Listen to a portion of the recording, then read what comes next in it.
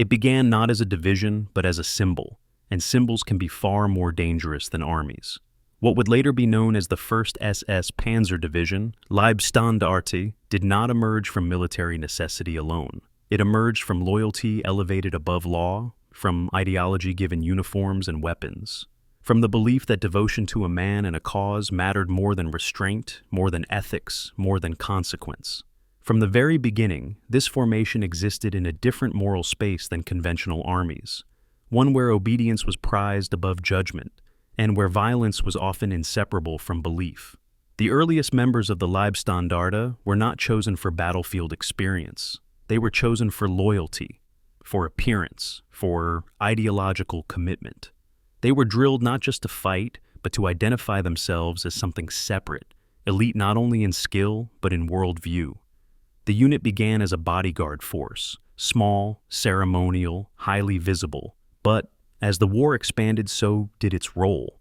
And with that expansion came power, autonomy, and a widening trail of destruction. As the war unfolded, the Leibstandarte moved from parade ground to battlefield, from escort duty to frontline combat. In Poland, in the West, and later in the Soviet Union, it grew into a heavily armed formation equipped with tanks, artillery, and experienced leadership. On paper, it became a formidable fighting force. In practice, it carried with it a reputation that went beyond combat effectiveness, a reputation shaped by brutality, reprisal, and crimes against civilians and prisoners. This is where its history cannot be separated from its actions. Where the Leibstandarte went, fear often followed. Villages were punished, prisoners were executed, civilians were terrorized. These were not isolated incidents. They were patterns, reinforced by command culture, ideology, and the absence of accountability. The same discipline that produced cohesion in battle also enabled cruelty when orders crossed moral boundaries. And often they did. On the Eastern Front, the division fought in some of the most brutal conditions imaginable: endless plains, burning villages, winters that killed as efficiently as bullets. The Leibstandarte adapted, hardened, and learned. It gained combat experience rapidly. It also participated in a war of annihilation, where the distinction between combatant and civilian was deliberately erased. The landscape absorbed this violence quietly, field by field, grave by grave. By the time the division was redeployed to the West, it was no longer just a symbol. It was a weapon shaped by years of ideological warfare. In Normandy, the Leibstandarte entered a battlefield defined by Allied air power, dense terrain, and relentless pressure. Tanks were destroyed from above. Roads became death traps. Movement was punished instantly. The division fought hard, often skillfully, but found itself slowly ground down by a war it could no longer control. Losses mounted. Equipment dwindled. Command decisions grew increasingly desperate. And still, the division continued to leave a trail behind it, not just of wrecked armor, but of murdered prisoners and civilians. Incidents in France and Belgium reinforced what had already been seen in the East. When the Leibstandarte retreated or advanced, restraint was often absent. These acts were not accidents of chaos. They were enabled by leadership and tolerated by structure.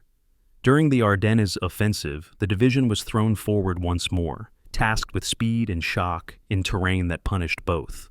Fuel shortages crippled movement. Roads clogged with stalled vehicles. Winter stripped away any illusion of control. And again, atrocities occurred, prisoners executed, violence unleashed even as the offensive itself collapsed under its own weight.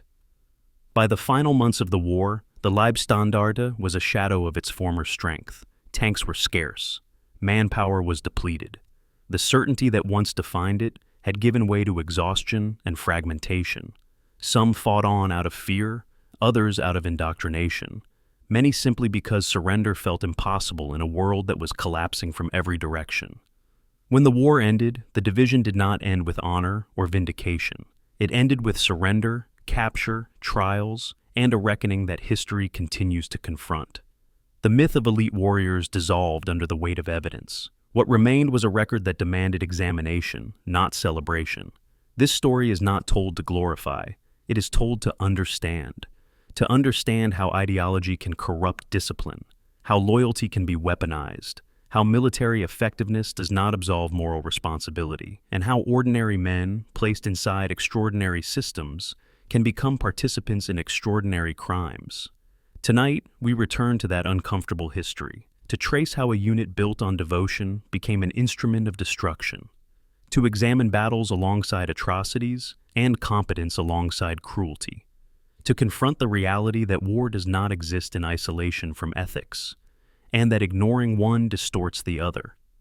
Before we continue, I want to ask you something quiet and personal. Where in the world are you listening from right now, and what hour has settled around you? And one final, gentle invitation for tonight. If these long, honest journeys into history help you think more carefully, reflect more deeply, or sit quietly with difficult truths, consider subscribing and stay with these stories, not for comfort alone, but for understanding. March 17, 1933. Berlin's Reich Chancellery stands in morning shadow as 120 men arrange themselves in precise formation outside its entrance. Their black uniforms, still unfamiliar, still theatrical, draw stares from passers-by and grimaces from Wehrmacht officers who happen past. These are not soldiers in any traditional sense. They carry no distinguished battle honors, claim no lineage to Prussia's martial past, answer to no established military chain of command. They are something new, something political, something that makes the old guard deeply uncomfortable. Adolf Hitler, chancellor for just 6 weeks, has decided he needs protectors who owe loyalty to him alone. The men standing guard that morning were handpicked by Joseph Dietrich, a bull-necked veteran of the Great War, with limited formal military training, but absolute devotion to the Nazi cause. Dietrich understood what Hitler wanted. Not professional soldiers bound by oath to Germany or constrained by military tradition, but personal retainers bound by ideology and personal oath to one man. The selection process revealed everything about what this unit would become. Each candidate required documentation, proving Aryan ancestry back multiple generations. Each needed to stand at least 1.8 meters tall, roughly 5 feet 11 inches, creating a formation of imposing physical specimens. Combat experience mattered less than appearance, political reliability less than racial purity. The unit Hitler envisioned would serve as living propaganda, bodyguards who looked like the master race he proclaimed Germans to be. Within months, the unit acquired its name, Leibstandarte SS Adolf Hitler, literally Bodyguard Regiment Adolf Hitler. The designation signaled both medieval romanticism and modern totalitarian control. Leibstandarte evoked the personal guards of kings and princes, warriors whose loyalty transcended institutional bonds. The SS marked them as part of Heinrich Himmler's Schutzstaffel, the Nazi Party's elite paramilitary organization. And Adolf Hitler left no ambiguity about who commanded their allegiance. On November 9, 1933, in Munich's Feldherrnhalle, these men swore an oath that scandalized Germany's traditional officer corps. I swear to you, Adolf Hitler, as Führer and Reich Chancellor, loyalty and bravery. I vow to you and those you have named to command me, obedience unto death, so help me God. Not to Germany, not to the Constitution, not to the people, to Hitler personally, unto death. The oath ceremony represented a revolutionary break with German military tradition stretching back centuries. Prussian and German soldiers had always sworn loyalty to the state, to the crown, to abstract concepts of duty and nation. Hitler's Leibstandarte swore feudal loyalty to an individual. Wehrmacht generals understood the implications immediately. Here was the seed of a parallel military force answerable only to the regime, capable of bypassing or even acting against the traditional armed forces. Their concerns proved prophetic. Less than a year after taking their oath, Leibstandarte members participated in the Night of the Long Knives, the June 1934 purge that saw Hitler liquidate the SA leadership and other potential rivals. The bodyguards became executioners, their first taste of violence not against foreign enemies but against Germans Hitler deemed threats to his power. By 1935, the unit had expanded to regimental size, and its mission had evolved beyond ceremonial duties. The Leibstandarte appeared at every major Nazi spectacle, Nuremberg rallies, state occasions, Hitler's public appearances, performing synchronized drills that blurred the line between military precision and political theater. At the September 1935 Nuremberg rally, foreign observers watched the Leibstandarte goose step past Hitler's reviewing stand in formations so precise they seemed mechanized. The visual impact was deliberate. Here were supermen, perfect specimens of Nordic racial ideology, disciplined and deadly. The propaganda value exceeded any military utility the unit yet possessed. Newsreels carried these images worldwide, establishing the SS as the face of Nazi Germany's new order. Yet, beneath the theatrical perfection lay significant military deficiencies. The Leibstandarte trained in close order drill and ceremonial procedure far more than tactical maneuvers or combined arms warfare. Dietrich, though personally brave, possessed minimal understanding of modern military operations. The unit's officer corps consisted largely of Nazi Party loyalists rather than professionally trained soldiers. When Wehrmacht instructors occasionally observed Leibstandarte training, they noted with concern that ideological indoctrination consumed time that proper military forces devoted to tactical instruction. The unit could parade magnificently, but struggled with basic field exercises. They looked like elite soldiers without yet being elite soldiers, a distinction Hitler considered irrelevant, but which would prove nearly fatal when real combat arrived. The regime's favoritism toward the Leibstandarte created institutional tensions that would persist throughout the war. While Wehrmacht units scraped by on limited budgets, the Leibstandarte drew funds directly from the Reich Chancellery, money that purchased the finest uniforms, the newest weapons, the best barracks.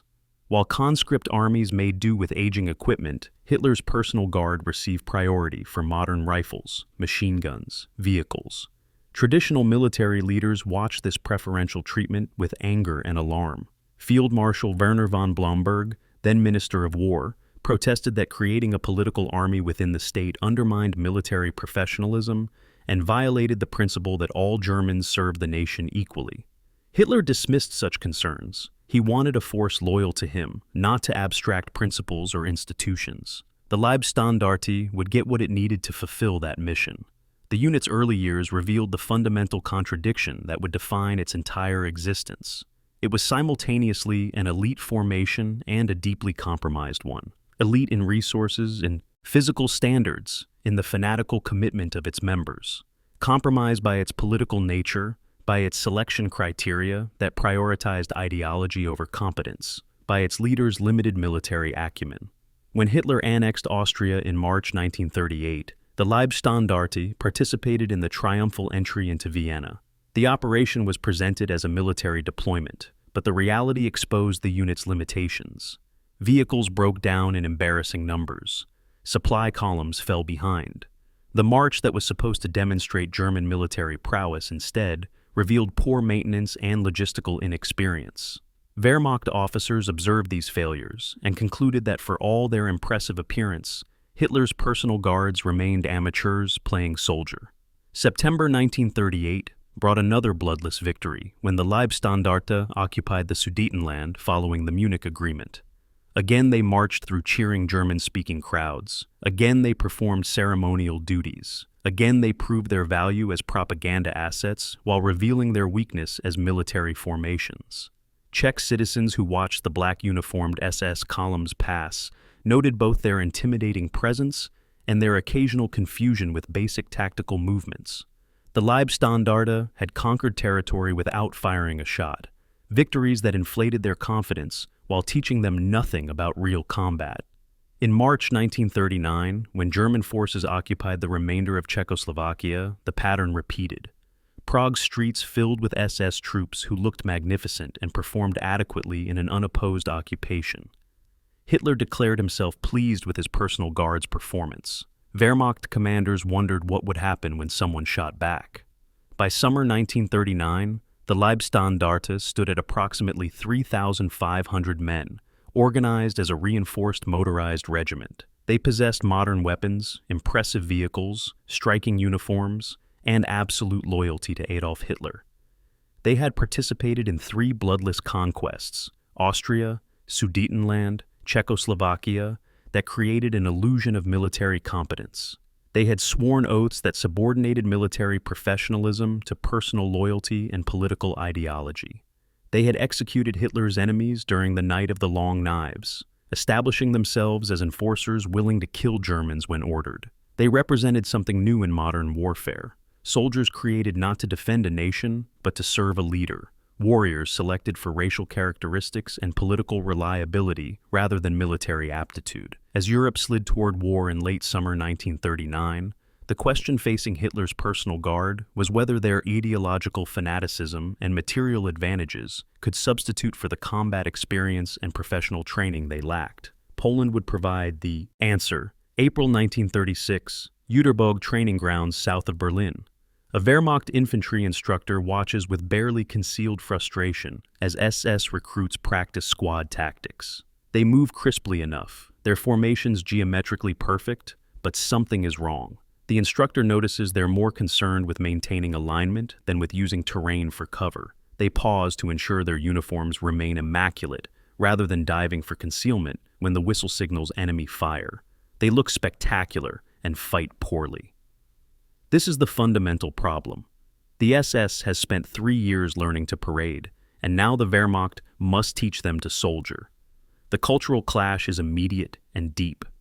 The militarization of the Leibstandarte represented an uncomfortable compromise between Hitler's desire for a personal political army and the Wehrmacht's insistence that any formation carrying weapons meet minimum professional standards.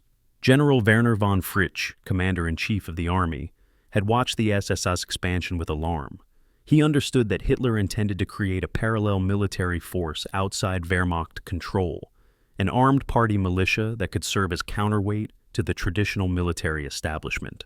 Fritsch couldn't prevent SS militarization, Hitler had decided, but he could insist that SS units adopt military regulations, accept Wehrmacht tactical doctrine, and train under professional supervision. The compromise satisfied no one. Wehrmacht instructors resented wasting time on political soldiers. SS leaders chafed at submitting to army control. Sepp Dietrich, still commanding the Leibstandarte, found himself caught between Hitler's expectations of ideological purity and military demands for professional competence. The training regime revealed gaps that parade ground precision had concealed. Basic infantry tactics, fire and maneuver, reconnaissance, defensive positions, coordinated attacks required skills the Leibstandarte had never developed. Wehrmacht instructors discovered that SS recruits excelled at executing orders but struggled with tactical thinking. When presented with unexpected situations requiring initiative, they often froze, waiting for instructions rather than adapting to circumstances. This was the logical consequence of an organization built on absolute obedience to authority rather than professional military judgment. Good soldiers needed to think as well as obey, especially in the chaos of combat.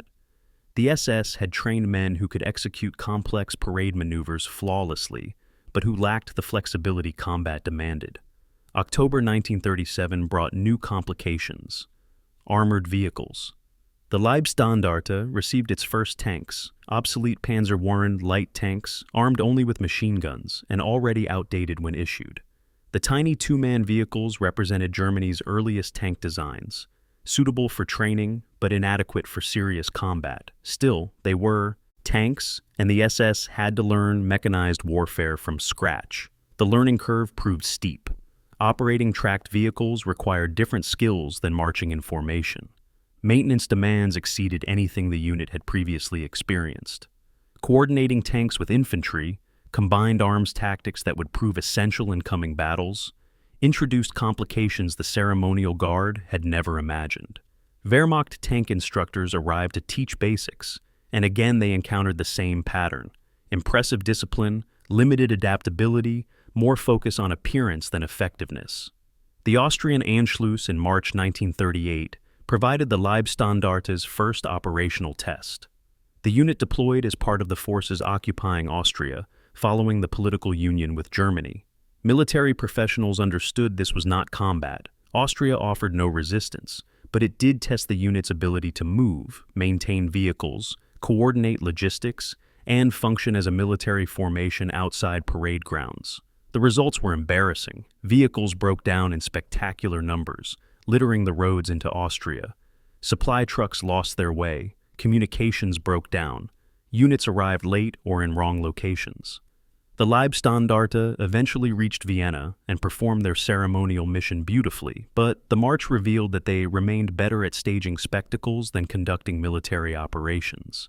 Wehrmacht after-action reports noted these failures with a mixture of concern and satisfaction. Concern about wasting resources on incompetent units, satisfaction at proving their point about SS military deficiencies. Hitler, characteristically, ignored such criticism. He saw the newsreels of his personal guard marching into Vienna and considered the operation a triumph. The mechanical failures were details, easily fixed with better equipment and more training. What mattered was the image, SS troops bringing Austria into the Reich, visible proof of Nazi power. In Hitler's mind, the Leibstandarte had succeeded at their true mission, representing his will, intimidating potential opponents, demonstrating the regime's strength. That their vehicles had broken down bothered him not at all. He ordered the unit's continued expansion and modernization, directing that they receive priority for new equipment and additional training. By autumn 1938, the Leibstandarte fielded approximately 3,800 men organized into motorized infantry battalions, reconnaissance units, and a small but growing armored component. The Sudetenland occupation in September 1938 offered another bloodless deployment. Again, the Leibstandarte marched into German-speaking territory that welcomed rather than resisted occupation. Again, they performed ceremonial duties impeccably. Again, they experienced mechanical problems, supply difficulties, and coordination issues that professional units should have managed easily. Wehrmacht observers noted that the SS had learned little from Austria's lessons. The same problems recurred: poor maintenance, inadequate logistics, limited tactical flexibility. Yet Hitler remained pleased, and that was all that mattered. The unit had fulfilled its political mission, appearing impressive and intimidating. Military effectiveness remained secondary to propaganda value. March 1939 brought the occupation of Prague and the final destruction of Czechoslovakia. By now, the pattern was established. The Leibstandarte would deploy for unopposed occupations, look spectacular in newsreels, struggle with basic military operations, and receive Hitler's praise regardless of professional deficiencies. Prague was no different. SS troops paraded through snow-covered streets as Czech citizens watched in hostile silence. Vehicles broke down in the cold, exposing poor winterization and maintenance. Supply lines stretched thin. Radio communications failed. Yet the occupation succeeded because no one resisted. The Leibstandarte had now participated in 3 bloodless conquests, accumulating confidence without accumulating genuine combat experience. They believed themselves battle-tested. They were merely parade-tested. The distinction would become clear in Poland. Summer 1939 brought intensified training and final preparations for what Wehrmacht planners knew would be genuine war. Poland would not welcome German troops. Polish forces would fight, and fight hard. The Leibstandarte needed to transform from ceremonial guard to combat regiment in a matter of months. Sepp Dietrich drove his men hard, conducting field exercises that emphasized aggression and shock action. Wehrmacht advisors introduced more sophisticated tactics: infiltration, combined arms coordination, defensive operations. The unit received improved equipment, including more modern armored vehicles and heavier weapons. Personnel strength reached approximately 3,500 men, organized as a motorized infantry regiment with attached armor and support units. They looked ready, they appeared confident, but no amount of training could substitute for the combat experience they lacked. The Leibstandarte of September 1939 bore little resemblance to the ceremonial bodyguard of March 1933. They had grown from 120 men to 3,500. They had acquired tanks, armored cars, artillery, modern weapons. They had trained under Wehrmacht supervision and adopted military doctrine. They had deployed 3 times to occupy territory. Yet fundamental questions remained unanswered. Could ideological fanaticism compensate for tactical inexperience? Would their impressive equipment overcome their limited combat training? Could officers chosen for political loyalty rather than professional competence lead effectively in battle? Would soldiers selected for height and racial purity rather than martial aptitude fight well when people shot back? These questions had hovered over the unit since its founding. Poland would answer them all. On September 1st, 1939, when German forces crossed the Polish border, Hitler's personal bodyguard would discover what they actually were. Not the master race supermen of Nazi propaganda, but undertrained soldiers about to face their first real battle. What they would learn would nearly destroy them. September 8th, 1939. The Warsaw suburb of Wola, an SS lieutenant crouches behind rubble as Polish machine gun fire tears apart the wall above his head. His company was supposed to advance 400 meters this morning. They've made 40. 3 of his platoon leaders are dead. A quarter of his men are casualties. The Polish defenders, supposedly demoralized and retreating, are fighting with unexpected determination from prepared positions. The lieutenant had expected the Poles to break and run, just as the Austrians and Czechs had welcomed occupation. Instead, they're killing his men with professional efficiency. This is nothing like the parade grounds of Berlin. This is nothing like the triumphant marches into Vienna and Prague. This is war, and the SS is learning its lessons in blood. The Leibstandarte entered Poland as part of the 8th Army, advancing toward Warsaw through western Poland. The campaign plan called for rapid mechanized advances to encircle and destroy Polish forces before they could establish defensive lines. The SS regiment deployed with high confidence, perhaps overconfidence, born from years of favorable treatment and propaganda praising their elite status. Their vehicles were newer than most Wehrmacht units. Their weapons were modern and plentiful. Their uniforms remained immaculate. Sepp Dietrich had positioned himself near the front, determined to lead personally and prove his unit's worth to skeptical Wehrmacht commanders. The first days seemed to validate SS confidence. Polish border units fell back. The advance proceeded rapidly. Then they reached prepared defenses, and everything changed. The Battle of Wola on September 8th revealed what Wehrmacht professionals had suspected. The SS could fight, but they fought expensively. When meeting resistance, they relied on frontal assaults where more experienced units would have maneuvered. When taking casualties, they maintained attacks where professionals would have withdrawn to reorganize. This approach stemmed partly from tactical inexperience and partly from ideological indoctrination that emphasized offensive spirit and willpower over prudent tactical judgment. The results were predictable. SS companies achieved their objectives but paid horrific prices. A Wehrmacht Panzer unit might have flanked the Polish positions, applying pressure until defenders withdrew. The SS attacked directly, accepting 40% casualties in some companies to take positions that smarter tactics might have, captured for 10% losses. Dietrich called it bravery. Wehrmacht observers called it waste. September 10th brought the assault on Modlin Fortress, a 19th century fortification complex that Polish forces had modernized and reinforced. The position should have been bypassed or reduced by artillery and airstrikes before infantry assault. Instead, the Leibstandarte received orders to attack directly. What followed was a bloodbath. SS troops advanced across open ground toward fortified positions, courageously and stupidly. Polish machine guns and artillery cut them down in waves. The SS kept coming, climbing over their own dead, driven by fanatical determination and Dietrich's order that the objective must be taken. They took it eventually, after 3 days and approximately 850 casualties. Wehrmacht commanders reviewing the action were appalled. Such casualties for a single fortification were unsustainable. The SS had proved they could fight and win, but at costs no professional army could accept for long. The campaign also revealed darker aspects of SS character. On September 12th in Pabianice, a small town southwest of Łódź, Leibstandarte troops came under sniper fire. They responded by executing civilians, claiming reprisal for partisan activity. Polish survivors later testified that SS soldiers dragged men from houses and shot them in the streets without investigation or trial. This was not combat but massacre, collective punishment that violated even the permissive rules of warfare Nazi Germany nominally accepted. Wehrmacht commanders filed complaints.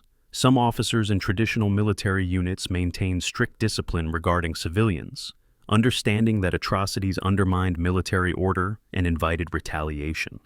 The SS operated under different principles. They saw themselves as political soldiers fighting racial and ideological enemies, not merely military opponents. This distinction would only deepen as the war progressed. September 18th brought crisis. Polish forces launched counterattacks that threatened to encircle exposed German units, including the Leibstandarte. For several hours, the regiment faced the possibility of destruction. SS troops found themselves fighting in multiple directions against an enemy that had not collapsed as predicted. Some units began to waver, and there was a moment when the entire formation might have broken.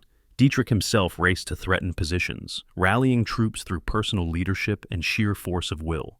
Luftwaffe intervention, dive bombers attacking Polish formations, saved the situation. The crisis passed, but it had revealed how close the SS had come to catastrophic defeat. Their aggressive tactics worked when the enemy retreated. When the enemy pushed back with determination, those same tactics left them vulnerable and overextended.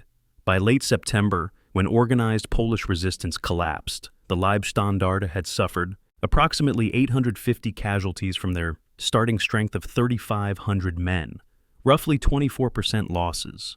Wehrmacht units operating in similar conditions typically sustained 8 to 12% casualties. The disparity was stark and troubling. Yes, the SS had fought bravely. Yes, they had achieved their objectives. But they had paid twice what professional soldiers would have paid for the same results. Wehrmacht commanders filed detailed after-action reports, criticizing SS tactical incompetence, arguing that their aggressive spirit could not compensate for inexperienced leadership and poor tactical judgment. Some suggested the SS should be disbanded or relegated to rear-area security duties. Hitler had different ideas. The Führer visited wounded SSS soldiers in field hospitals throughout Poland, personally awarding decorations and praising their sacrifice. He viewed their casualties not as evidence of tactical failure, but proof of superior fighting spirit. Where Wehrmacht generals saw expensive mistakes, Hitler saw soldiers willing to die for him. He ordered the Leibstandarte expanded rather than reduced, directing that it grow from regiment to brigade size.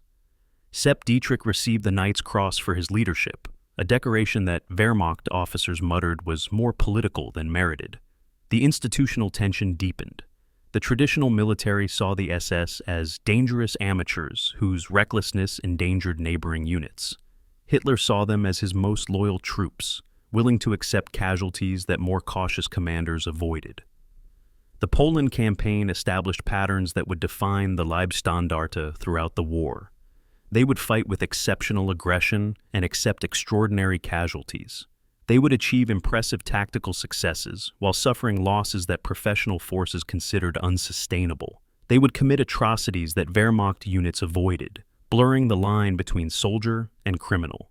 They would receive Hitler's favor and protection regardless of their tactical mistakes, and they would continue expanding, drawing Germany's best equipment and most ideologically committed recruits.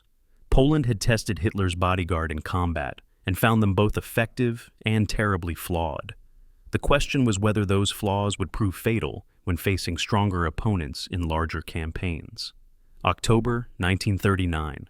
Victory Parade in Warsaw. The Leibstandarte marches through the conquered Polish capital in perfect formation, their uniforms immaculate despite weeks of combat, their bearing proud despite heavy casualties. Hitler stands on a reviewing platform, beaming at his personal guard. Wehrmacht officers watch with mixed emotions, respect for SS courage, concern about SS methods, frustration at Hitler's favoritism.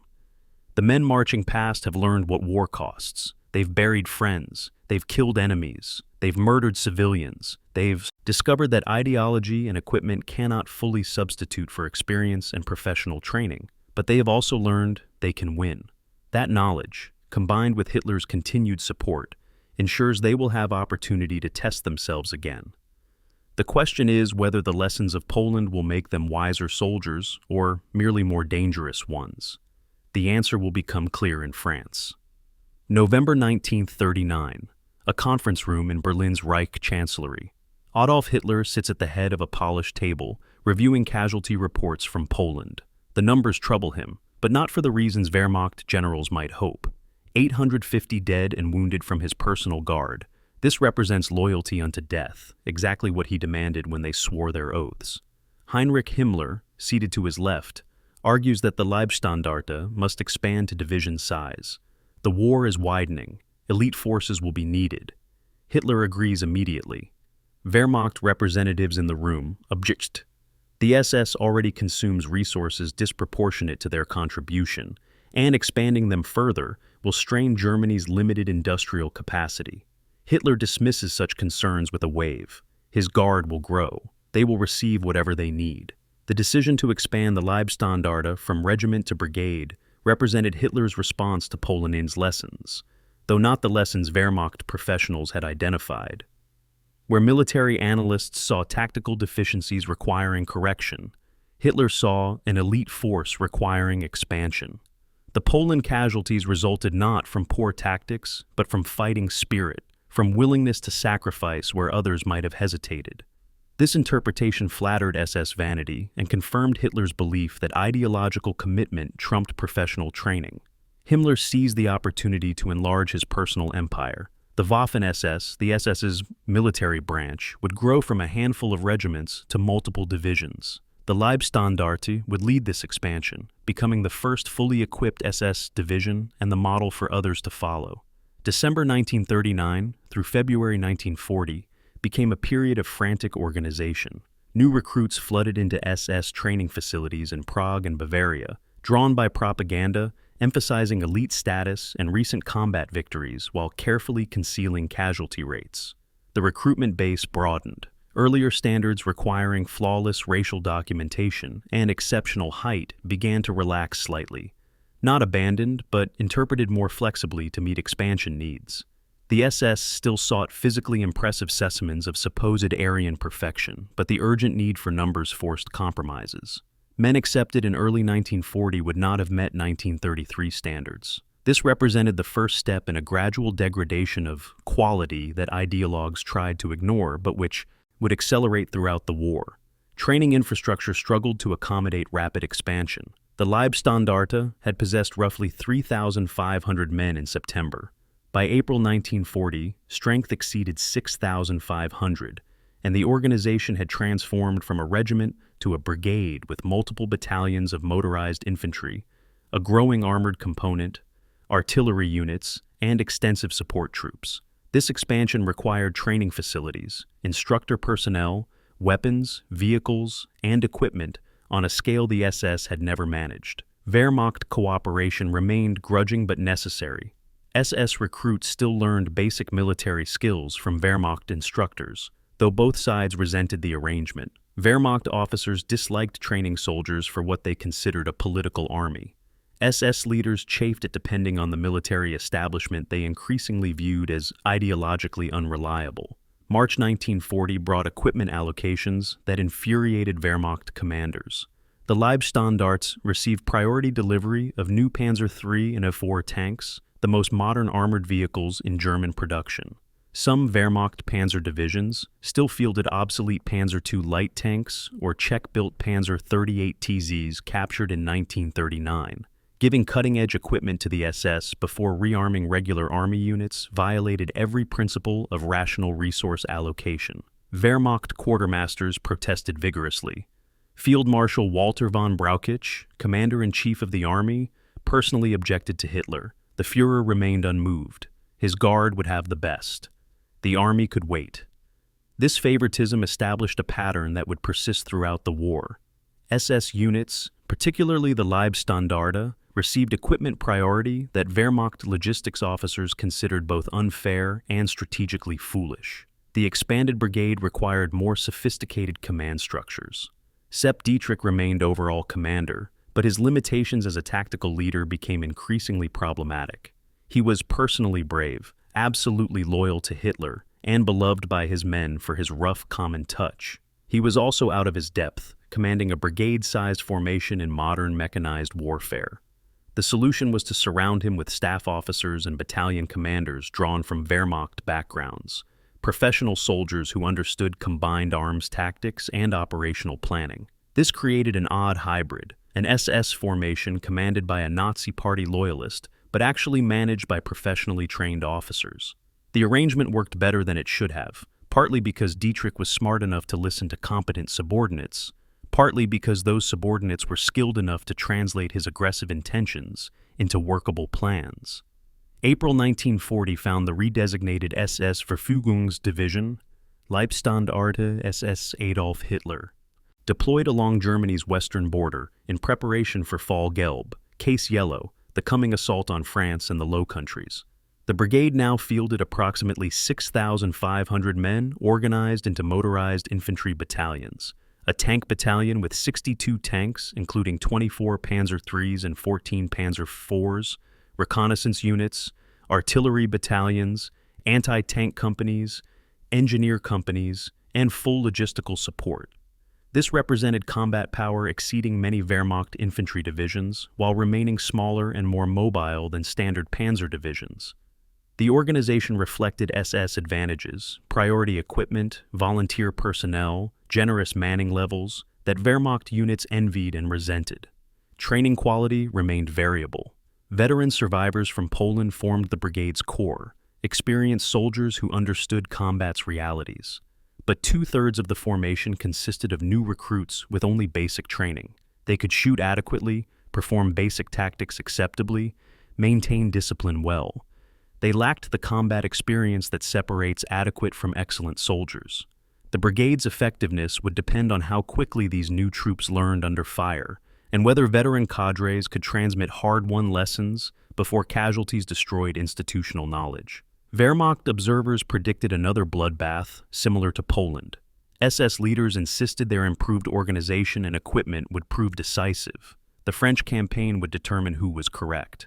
The Poland to France transition revealed a maturing organization still grappling with fundamental contradictions. The Leibstandarte was simultaneously growing more professional and remaining distinctly SS. Better equipment and improved training made them more capable soldiers. Continued ideological indoctrination and selection, based partly on political reliability, kept them different from regular army units. They trained in Wehrmacht tactics but maintained SS identity. They accepted Wehrmacht operational control while insisting on organizational independence. They needed Wehrmacht instructors but resented Wehrmacht supervision. These tensions existed because the unit embodied irreconcilable purposes. Hitler wanted both a militarily effective force and a politically reliable one, assuming ideology and competence would reinforce each other. Sometimes they did, sometimes they didn't. May 9th, 1940. The Leibstandarte occupies assembly areas along the Dutch-Belgian border, prepared to cross at dawn. The brigade has grown enormously since Poland, doubled in size, vastly improved in equipment, somewhat better in training. They are confident, perhaps overconfident, certainly aggressive. Wehrmacht units positioned nearby watch the SS preparations with interest. Some traditional officers hope the French will teach the SS a harsh lesson about the costs of tactical recklessness. Others hope SS aggression will break through where caution might fail. A few recognize that the Leibstandarte represents the future, ideologically committed, lavishly equipped, willing to take casualties that professional soldiers avoid. This hybrid of political fanaticism and military capability will be tested tomorrow against the French army, supposedly the finest in Europe. The test will reveal whether Hitler's gamble on his personal guard has created genuinely elite troops or merely well-equipped amateurs. By month's end, the answer will be clear. May 10th, 1940, 05:35 hours. The Dutch-Belgian border. Explosions shatter the pre-dawn darkness as German artillery opens the campaign in the west. 10 minutes later, Leibstandarte tanks cross into the Netherlands, engines roaring, tank treads crushing border markers. They're ahead of schedule, advancing faster than Wehrmacht units on their flanks, racing toward objectives that coordinating officers had carefully timed. This aggressive initiative, moving before signal, attacking faster than planned, characterizes everything the SS will do in France. It will bring spectacular success and recurring problems. Right now, in the war's opening minutes, it brings confusion as supporting units scramble to keep pace with an advance that has already exceeded its timeline.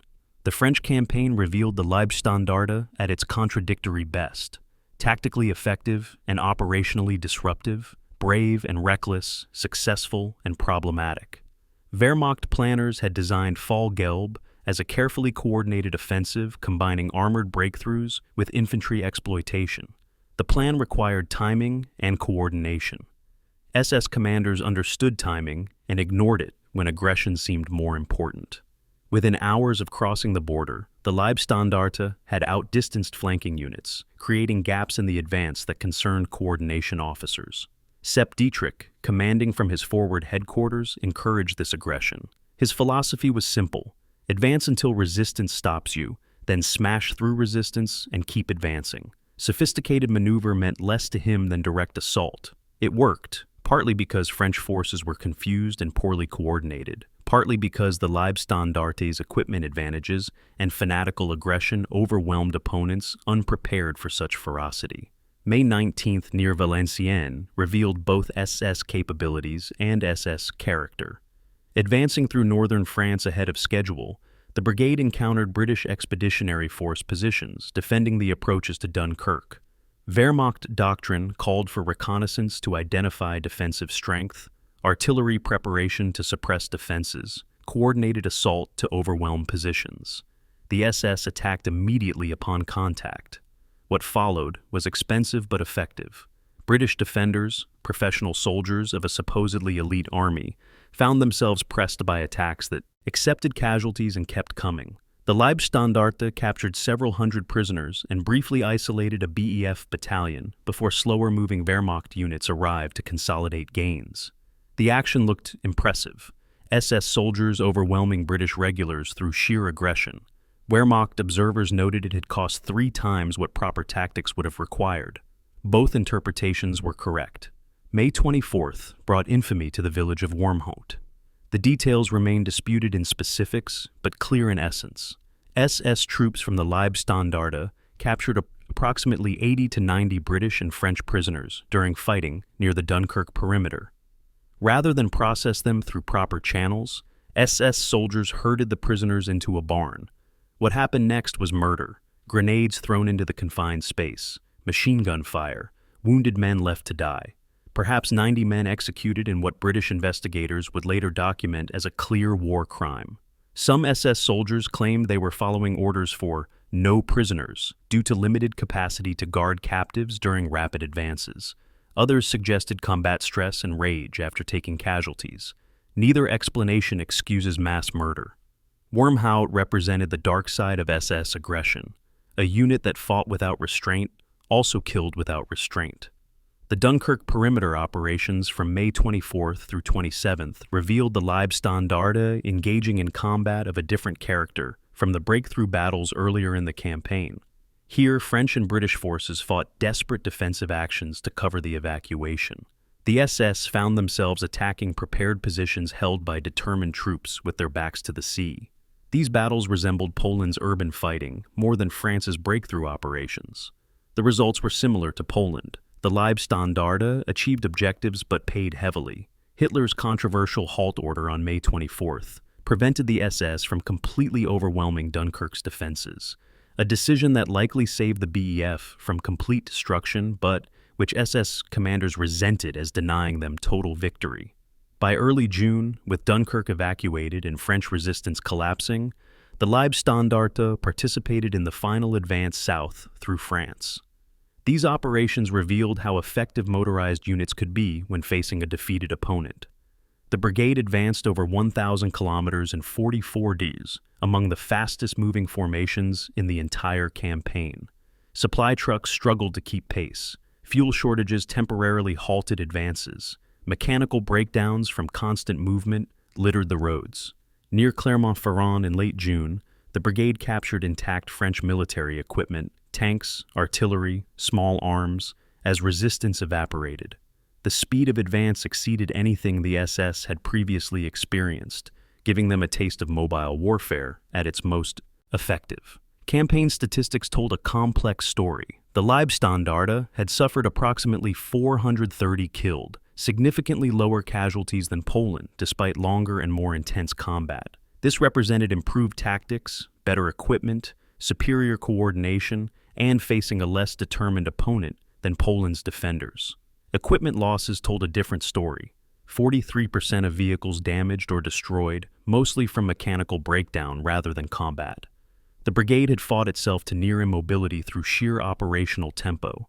They had also committed at least one major war crime and numerous smaller atrocities that would complicate their post-war legacy. Hitler visited the Leibstandarte's field headquarters on May 28th, personally congratulating Dietrich and inspecting troops between Dunkirk operations. The Führer was effusive in his praise, declaring the SS had proved themselves superior soldiers whose aggressive spirit had contributed decisively to victory. Wehrmacht commanders offering more balanced assessments, acknowledging SS effectiveness while noting their tactical wastefulness and criminal actions, found their reports downplayed or ignored. What mattered to Hitler was that his personal guard had fought with the fanaticism he demanded. Casualties and crimes were acceptable costs of that fanaticism. He ordered further expansion. The Leibstandarte would grow from brigade to full division size. The France campaign transformed how Germany's military establishment viewed the Waffen-SS. Before France, Wehrmacht officers generally dismissed the SS as political soldiers playing at war. After France, grudging respect replaced dismissal, though concerns about SS methods persisted. The Leibstandarte had fought alongside Wehrmacht units and held their own. They had captured objectives, taken prisoners, advanced rapidly. Yes, they had paid unnecessarily high prices and committed atrocities, but they had also proven they could fight and win. This acknowledgement changed institutional dynamics. The SS were no longer ceremonial guards pretending military competence. They were combat soldiers, flawed but dangerous, fanatical but effective. June 22, 1940, Compiègne Forest. The armistice ceremony formally ending Franco-German hostilities.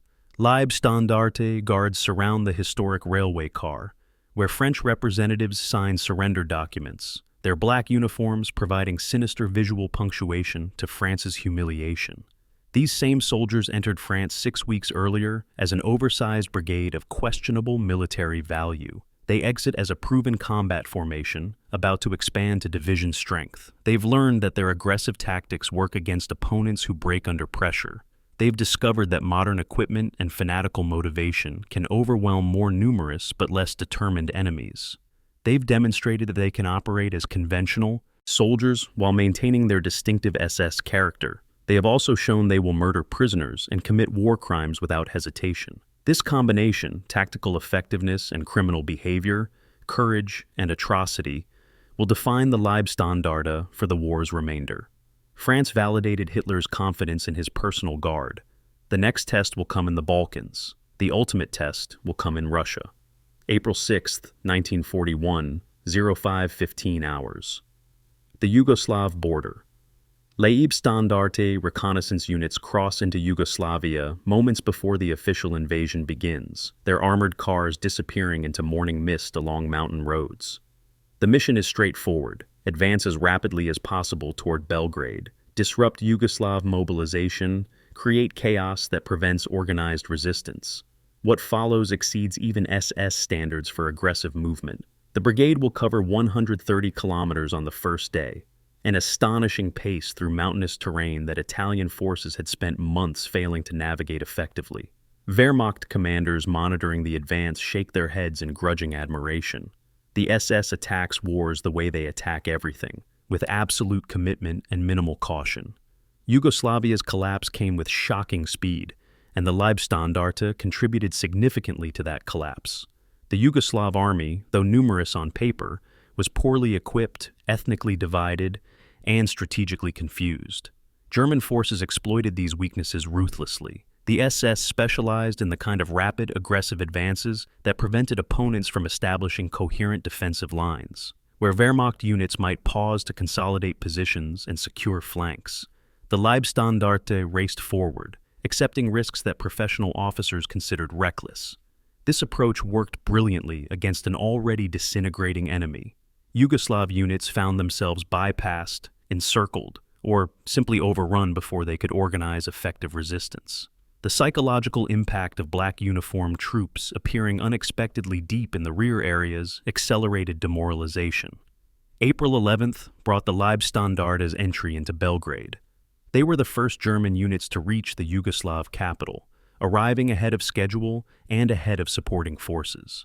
Sepp Dietrich personally led the advance guard into the city center, where swastika flags were raised over government buildings before smoke from German bombing raids had cleared. The propaganda value was immense. Hitler's personal guard capturing the enemy capital in 5 days. Newsreels showed SS troops marching through Belgrade streets, their vehicles still covered in dust from rapid advance, their bearing triumphant. What the cameras didn't show were the logistical problems their speed had created. Supply columns were scattered across hundreds of kilometers. Fuel shortages immobilized units. Communications with higher headquarters had broken down completely. The Leibstandarte had achieved spectacular success while violating every principle of coordinated operations. The Greek campaign revealed both the strengths and limitations of SS operational methods. After Yugoslavia's collapse, German forces turned south to support Italy's failed invasion of Greece. The Greeks had stopped Mussolini's army cold and were pushing Italian forces back into Albania. German intervention aimed to rescue their Italian allies and secure the Balkans before the planned invasion of the Soviet Union. The Leibstandarte deployed to northern Greece, where their mission was to break through the fortified Metaxas line, a series of concrete bunkers and defensive positions blocking the route to Thessaloniki. Wehrmacht commanders anticipated a difficult assault requiring extensive artillery preparation and careful coordination. The SS had different ideas. April 14th at Klidi Pass demonstrated SS assault tactics at their most effective and most expensive. The position was formidable, Greek defenders in concrete bunkers on high ground, commanding the only passable route through the mountains. Standard doctrine called for reconnaissance, artillery bombardment, infantry infiltration, flanking maneuvers. The Leibstandarte attacked frontally after minimal preparation. What followed was brutal close-quarters combat. SS infantry assaulted bunkers directly, using flamethrowers and explosives to clear positions one at a time. Tank support proved limited due to terrain constraints. Artillery support was minimal, due to the rapid advance having outrun heavier guns. The attackers relied on courage, firepower, and willingness to accept casualties. 36 hours of continuous fighting broke through defenses that Italian units had failed to penetrate in months. Greek survivors described attackers who seemed indifferent to losses, who kept coming despite machine gun fire, who fought with fanatical determination. The observation was accurate. The Leibstandarte lost 168 men killed in the Balkans, low by Poland or France standards, but heavy for a campaign supposedly against weak opponents. April 17th brought atrocity to the village of Klysora. The pattern was becoming familiar. SS troops encountering resistance, real or perceived partisan activity, and responding with collective punishment. In Klysora, SS soldiers executed approximately 200 civilians, claiming reprisal for ambushes. Greek survivors testified that troops went house to house, dragging out men and older boys, shooting them in the village square or nearby fields. Women and children were spared, left to bury the dead and spread word of what happened to villages that resisted. This was terror warfare, designed to prevent partisan activity through fear.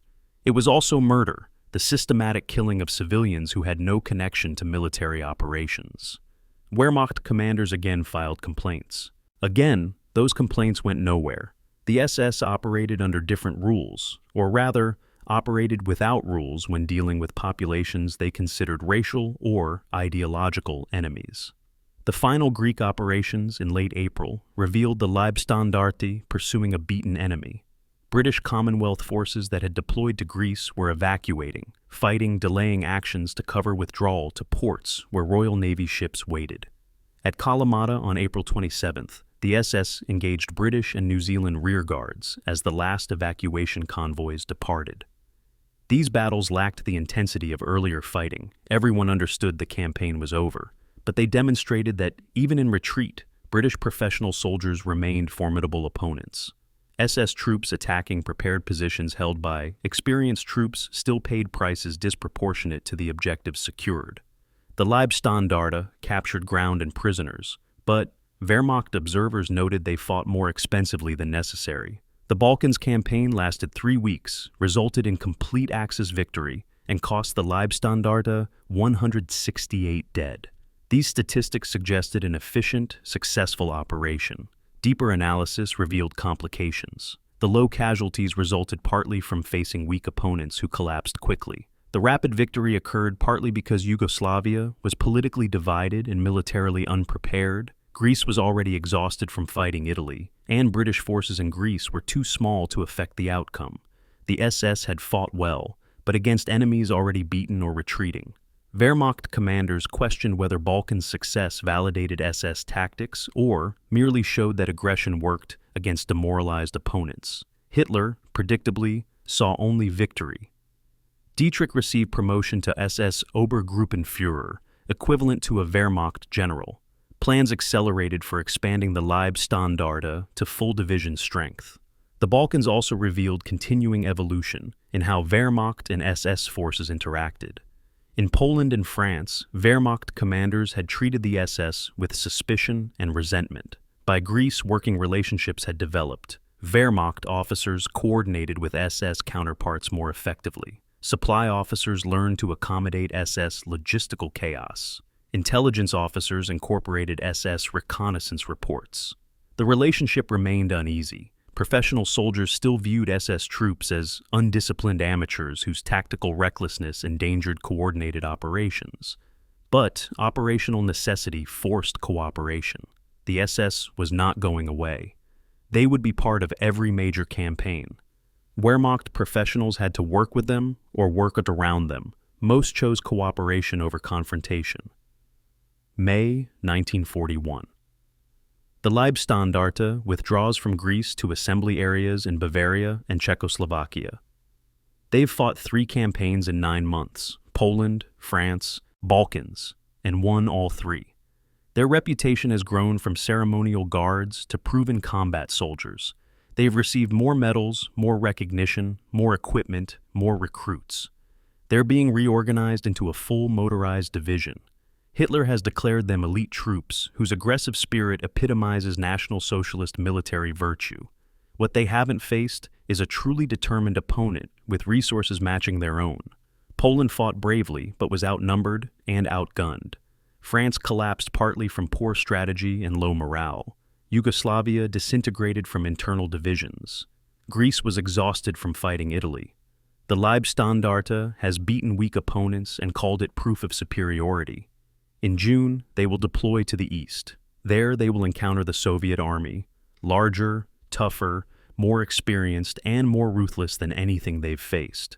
The lessons learned in Poland, France, and the Balkans will prove inadequate for what's coming. The question is whether the SS will adapt or whether their confidence has become fatal overconfidence. Operation Barbarossa will provide the answer. June 1941. Böblingen Training Facility, Southern Germany. 5,000 new SS recruits march onto training grounds where the Leibstandarte is being rebuilt from brigade to division. They're volunteers, every one, drawn by newsreels showing recent victories and propaganda promising membership in Germany's elite. They're also younger, less physically impressive, and less ideologically vetted than recruits from 1933 or even 1939. The SS is learning what all expanding organizations learn. Growth requires compromise. Standards that produced 120 ceremonial guards cannot produce 19,000 combat soldiers. Heinrich Himmler insists racial purity remains paramount. Recruiters quietly accept men who would have been rejected years earlier. The contradiction matters less than the manpower need. The decision to transform the Leibstandarte into a full division represented Hitler's complete confidence in his personal guard and his determination to expand the Waffen-SS into a parallel army. Wehrmacht objections were overruled before they were even voiced. By mid-1941, Hitler had concluded that ideological commitment mattered more than professional military tradition. The SS demonstrated that commitment. They fought with fanaticism regular army units couldn't match. They accepted casualties professionals considered unsustainable. Most importantly, they were absolutely loyal to Hitler personally, rather than to abstract concepts of duty or nation. In the coming invasion of the Soviet Union, Hitler wanted formations he could trust completely. The Leibstandarte would lead that expansion. The organizational structure adopted for the new division revealed both SS ambitions and Wehrmacht influence. The formation would be designated SS Division, Leibstandarte SS, Adolf Hitler, motorized, indicating full division status while maintaining the motorized infantry rather than Panzer designation. The organization included 3 motorized infantry regiments, more than standard Wehrmacht divisions with 2, giving the formation greater combat power but requiring more resources. A tank battalion would field approximately 140 tanks, including Panzer and A4 models. Artillery battalions, reconnaissance units, anti-tank companies, engineer battalions, and extensive support troops brought total strength to approximately 19,000 men. This made the Leibstandarte larger than many Wehrmacht infantry divisions, while smaller than Panzer divisions. The structure reflected SS advantages: generous manning levels, priority equipment allocation, and Hitler's personal interest ensuring resources flowed to his guard. August 1941 brought the equipment allocations that caused Wehrmacht logistics officers to despair. The Leibstandarte received 78 Panzer III tanks with the latest long-barreled 50mm guns, giving them the best anti-tank capability available. They received 32 Panzer IV tanks, the heaviest German tank in production. They received priority for trucks, half-tracks, armored cars, artillery pieces, anti-tank guns, and small arms. Wehrmacht panzer divisions still fielding obsolete equipment watched bitterly as the SS received cutting-edge weapons. Field Marshal von Brauchitsch protested again.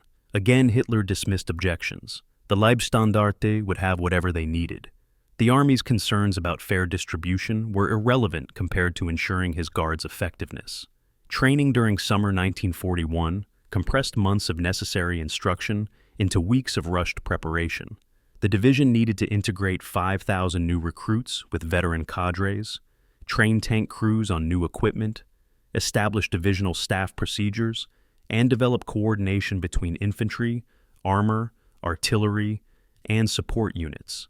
Professional military organizations typically require 6 months to a year for such integration. The SS had 8 weeks. Wehrmacht training officers seconded to assist the expansion were appalled at the timeline.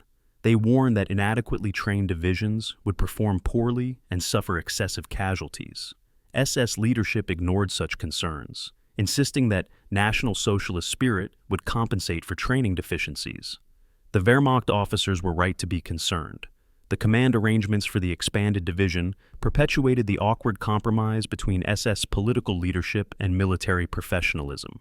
Sepp Dietrich retained overall command, now holding the rank equivalent to a Wehrmacht Major General. His personal courage remained beyond question. His tactical judgment remained dubious. His understanding of divisional-level operations remained limited. The solution was surrounding him with professionally competent staff officers and regimental commanders, many with Wehrmacht backgrounds. This created a division commanded in name by a Nazi Party loyalist but managed in practice by professional soldiers. The arrangement worked because Dietrich, unlike some SS commanders, recognized his limitations and listened to competent subordinates. It was an odd system, political leadership providing aggressive direction while professional officers translated that aggression into workable operations. But it functioned better than it should have. September 1941 brought the first significant compromise to SS racial standards. The division's expansion required finding 19,000 men who met height requirements, passed physical examinations, provided acceptable ancestry documentation, demonstrated political reliability, and volunteered for service. That many perfect specimens simply didn't exist. Recruiters began accepting ethnic Germans from occupied territories, Romania, Hungary, Yugoslavia. Height requirements dropped slightly. Ancestry documentation requirements became more flexible. These compromises were small, barely noticeable, easily justified. They were also the beginning of a process that would accelerate throughout the war. By 1945, the Waffen-SS would include divisions of foreign volunteers, pressed conscripts, and men who wouldn't have been allowed near the Leibstandarte in 1933. Ideological purity and practical necessity were proving incompatible. October 1941 found the reorganized SS division, Leibstandarte SS Adolf Hitler, deploying to the Eastern Front as part of Army Group South. They traveled by rail to Ukraine, where German forces were pushing toward the Sea of Azov and the industrial city of Rostov-on-Don. The division was entering combat at 95% authorized strength, 19,000 men, 140 tanks, full supporting units. They were better equipped than most Wehrmacht divisions, more lavishly supplied, and filled with confidence from 3 victorious campaigns. They anticipated another quick victory. Intelligence briefings described Soviet forces as poorly led, inadequately equipped, and likely to collapse under determined attack. The assessments were tragically wrong. The train journey east revealed a war different from anything the SS had experienced. Poland, France, and the Balkans had been campaigns of weeks. The Eastern Front stretched across thousands of kilometers and involved millions of soldiers. Early reports from units already engaged described fighting of unprecedented intensity and enemy resistance far exceeding expectations. Wehrmacht soldiers with Eastern Front experience warned SS troops arriving that everything they knew about war was about to change. The Soviet army didn't fight like the Poles or French. They didn't break when outflanked. They didn't surrender when surrounded. They kept fighting with the stubbornness and savagery that shocked German soldiers accustomed to opponents who accepted defeat gracefully. The Leibstandarte veterans listened to these warnings with skepticism. They were elite troops with superior equipment and proven combat records. How different could one opponent be from another? The answer would become clear within weeks. October 1941 marked the end of the Leibstandarte's adolescence as a military formation. They had grown from ceremonial guard to regimental combat unit to brigade to full division in 8 years. They had fought in Poland, France, the Netherlands, Yugoslavia, and Greece. They had won every battle and every campaign. They had received Hitler's personal favor and Germany's best equipment. They had developed tactical proficiency while maintaining ideological fanaticism. They had also committed multiple war crimes, suffered unnecessarily high casualties from poor tactics, and built a reputation as dangerous allies whose aggressive recklessness created problems for neighboring Wehrmacht units. Now they were deploying to the Eastern Front at full strength, supremely confident, lavishly equipped, and completely unprepared for what they would encounter. The Soviet Union would test the Leibstandarte in ways Poland, France, and Greece never had. The test would nearly destroy them. October 6, 1941, Mariupol, Soviet Union, Sea of Azov coast. A Leibstandarte tank commander stands in his Panzer IV turret watching the port city burn. His battalion reached the sea 2 hours ago after 10 days of continuous advance, 350 kilometers through Ukrainian steppe, destroying Soviet units that tried to block the route, bypassing resistance too strong to assault directly. The division has performed brilliantly by any measure. Rapid advances, successful engagements, objectives secured ahead of schedule. The tank commander should feel triumphant. Instead, he feels uneasy. Every destroyed Soviet position reveals more equipment than intelligence predicted. Every prisoner interrogation mentions reserves moving forward. Every engagement shows Soviet troops fighting harder than French or Greeks ever did. The victories feel incomplete, temporary. He's right to be concerned. The real test comes next. The Leibstandarte entered Operation Barbarossa late, deploying to the southern sector in October rather than June when the invasion began. This delay meant they missed the war's opening phase when Soviet forces were caught off guard and destroyed in massive encirclements. By October, the Soviet army had absorbed catastrophic losses, but was learning, adapting, bringing forward reserves, and fighting with desperate determination. Army Group South, where the Leibstandarte deployed, was pushing toward Rostov-on-Don, gateway to the Caucasus oil fields Hitler coveted. The mission appeared straightforward: advance to Rostov, capture the city, hold against counterattacks. The reality proved far more complex. The advance to Rostov revealed the Leibstandarte at its most effective. Moving across relatively flat terrain, supported by Luftwaffe air cover, facing Soviet units still reeling from summer defeats, the division advanced at speeds approaching their France performance. Tank battalions led the way. Infantry followed in half-tracks and trucks. Artillery displaced forward rapidly to support new attacks. Soviet units attempting to establish defensive lines found themselves outflanked and overwhelmed. The coordination between division elements showed improvement from earlier campaigns. Staff work was more professional, communications functioned better. Logistics, though still problematic, kept fuel and ammunition flowing forward. Wehrmacht commanders monitoring the advance acknowledged, sometimes grudgingly, that the SS division was performing well. October 17th brought the first encounter with T-34 tanks. and suddenly German equipment superiority evaporated. The Soviet T-34 combined sloped armor that German anti-tank guns struggled to penetrate with a powerful 76mm gun and excellent mobility. When Leibstandarte Panzer III's engaged T-34s for the first time, German crews discovered their 50mm guns were barely adequate. Shots that should have penetrated armor bounced off. Soviet tanks that should have been knocked out kept fighting. The T-34 wasn't invincible. Well-aimed shots at close range could destroy them, but it was clearly superior to German medium tanks. This technological shock forced tactical adaptations. Closer engagement ranges, targeting tracks rather than armor, using tank destroyers and anti-tank guns rather than tank versus tank combat. The adaptations worked, but required skills SS tank crews were still developing. November 21st marked the culmination of the advance, the First Battle of Rostov.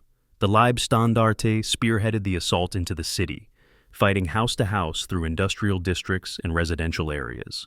Soviet defenders included NKVD troops, naval infantry from the Black Sea Fleet, and regular army units determined to hold. The battle degenerated into brutal close-quarters combat of the sort that negated German advantages in mobility and coordination. SS infantry cleared buildings room by room, taking casualties from snipers, booby traps, and counterattacks. Tank support proved limited in urban terrain. Artillery bombardment risked friendly fire. Progress was measured in blocks per day rather than kilometers per hour. After 4 days of savage fighting, German forces controlled most of the city. Hitler declared it a crucial victory, opening the path to the Caucasus. The celebration was premature. November 28th shattered German confidence. Soviet forces launched a massive counter-offensive, using fresh Siberian divisions brought west by rail.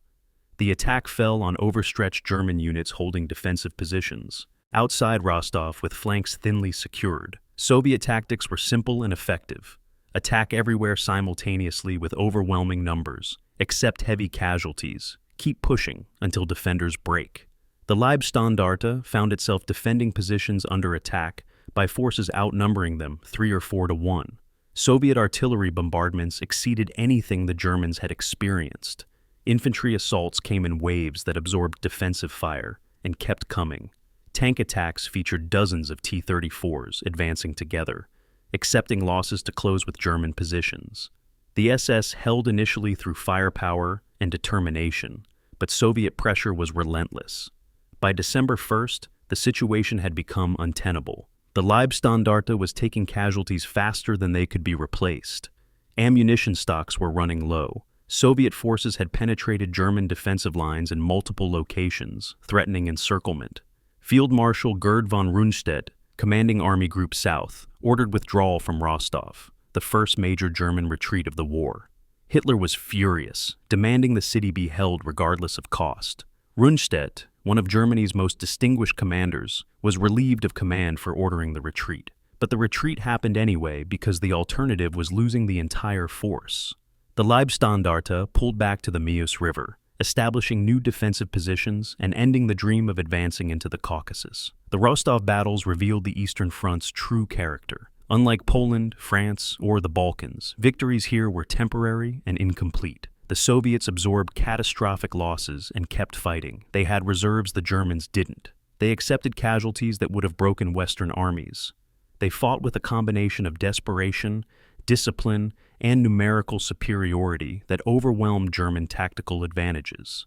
The Leibstandarte had performed well by most standards. They had advanced 350 kilometers, captured a major city, inflicted heavy casualties, but they had also been forced to retreat, suffered approximately 5,000 casualties by year's end, and discovered that Soviet forces were far more dangerous than intelligence had suggested. December 1941 brought winter's full fury. Temperatures dropped to minus 35 degrees Celsius. German vehicles designed for European conditions froze solid, weapons jammed from cold. Soldiers lacked adequate winter clothing. The Leibstandarte, dug into defensive positions along the Mius River, suffered from frostbite almost as much as from Soviet attacks. The German military had assumed the Soviet Union would collapse before winter. That assumption was proving catastrophically wrong.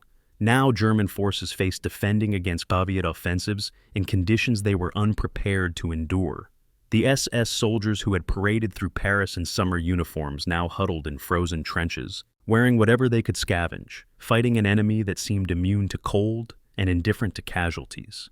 By year's end, the Leibstandarte had suffered 5,281 casualties, approximately 27% of the division's strength. They had lost 87 tanks, 43% of their armored force. They had retreated for the first time. They had discovered enemies who couldn't be intimidated, and problems that couldn't be solved through aggression alone. Wehrmacht officers who had criticized SS tactics in Poland and France now watched the SS face the same reality all Eastern Front units faced. The Soviet Union was different. Here, fanaticism wasn't enough. Equipment advantages weren't decisive. Tactical skill couldn't overcome strategic overextension. The Leibstandarte had entered Russia as an elite division confident in their superiority. They ended the year as exhausted troops learning that wars could be lost. The question was whether they could survive the winter, and whether the lessons learned would make them better soldiers or merely more desperate ones. The coming months would determine if Hitler's Guard could adapt, or if the Eastern Front would grind them into irrelevance. December 15, 1941. Defensive positions near Taganrog. An SS soldier crouches in a frozen trench, trying to coax his bolt-action rifle to function. The oil has frozen solid. The bolt won't move. He's not alone. Half his squad's weapons are similarly jammed. When Soviet infantry attacked an hour ago, defenders threw grenades and fired machine guns because individual rifles had become useless. The Soviets withdrew after taking heavy casualties, but they'll attack again. They always attack again. The soldier has been on the Eastern Front for 2 months. He's seen half his company killed or wounded. He's lost 3 toes to frostbite. He hasn't been warm in 6 weeks. This is nothing like Poland or France. This is survival, not victory, and survival is becoming increasingly difficult. The winter of 1941 to 42 nearly destroyed the Leibstandarte as a combat formation. The combination of Soviet offensive pressure, brutal cold, and German unpreparedness created conditions unlike anything the division had experienced. Wehrmacht planners had equipped forces for a summer campaign, assuming victory before winter arrived. That assumption left German soldiers fighting in Russian winter-wearing uniforms designed for European autumn. The SS, despite receiving priority for most supplies, suffered the same shortages as everyone else. There weren't enough winter coats, felt boots, or heated shelters for anyone. Frostbite casualties mounted until they equaled combat casualties in some companies. January 18, 1942, near Sambeck, brought the closest the Leibstandarte came to destruction. Soviet forces achieved a local breakthrough, encircling elements of the division for 3 days. Surrounded units fought defensive perimeters, while Luftwaffe transport aircraft attempted supply drops in blizzard conditions. The encirclement demonstrated both SS strengths and vulnerabilities. Strengths. The division fought effectively when encircled, maintaining discipline and preventing panic that would have led to collapse. Vulnerabilities. The encirclement happened because aggressive tactics had left flanks exposed and positions overextended. Wehrmacht units providing flank security couldn't maintain contact with SS formations that advanced faster than coordinated operations required. The SS eventually broke out, but the incident reinforced Wehrmacht complaints about SS tactical recklessness endangering neighboring units. February 1942 revealed the human cost of winter warfare through field hospital statistics. The Leibstandarte's main field hospital near Stalino processed over 1,200 frostbite cases during 1 month. Approximately 300 required amputations, fingers, toes, feet, occasionally entire limbs lost to cold. Surgeons performed operations by candlelight when generators failed. Medical supplies ran short. Morphine was rationed. Men screamed through amputations performed with inadequate anesthesia. These casualties represented permanent losses. Frostbite victims couldn't return to combat even after recovery. The division was bleeding strength from 2 sources simultaneously: Soviet attacks that killed and wounded soldiers, and Russian winter that crippled them through cold.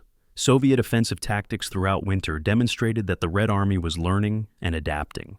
Early war Soviet attacks had featured massed infantry assaults that German machine guns mowed down in heaps. By winter 1941 to 42, Soviet commanders were using more sophisticated approaches: artillery preparation to suppress defenses, infiltration tactics to penetrate weak points, combined infantry armor attacks that overwhelmed individual positions. The Leibstandarte found itself defending against increasingly competent opponents who were also fighting on their own territory in conditions they understood. Soviet soldiers had winter uniforms, felt boots, white camouflage suits. They knew how to keep weapons functioning in extreme cold. They moved through snow that immobilized German vehicles.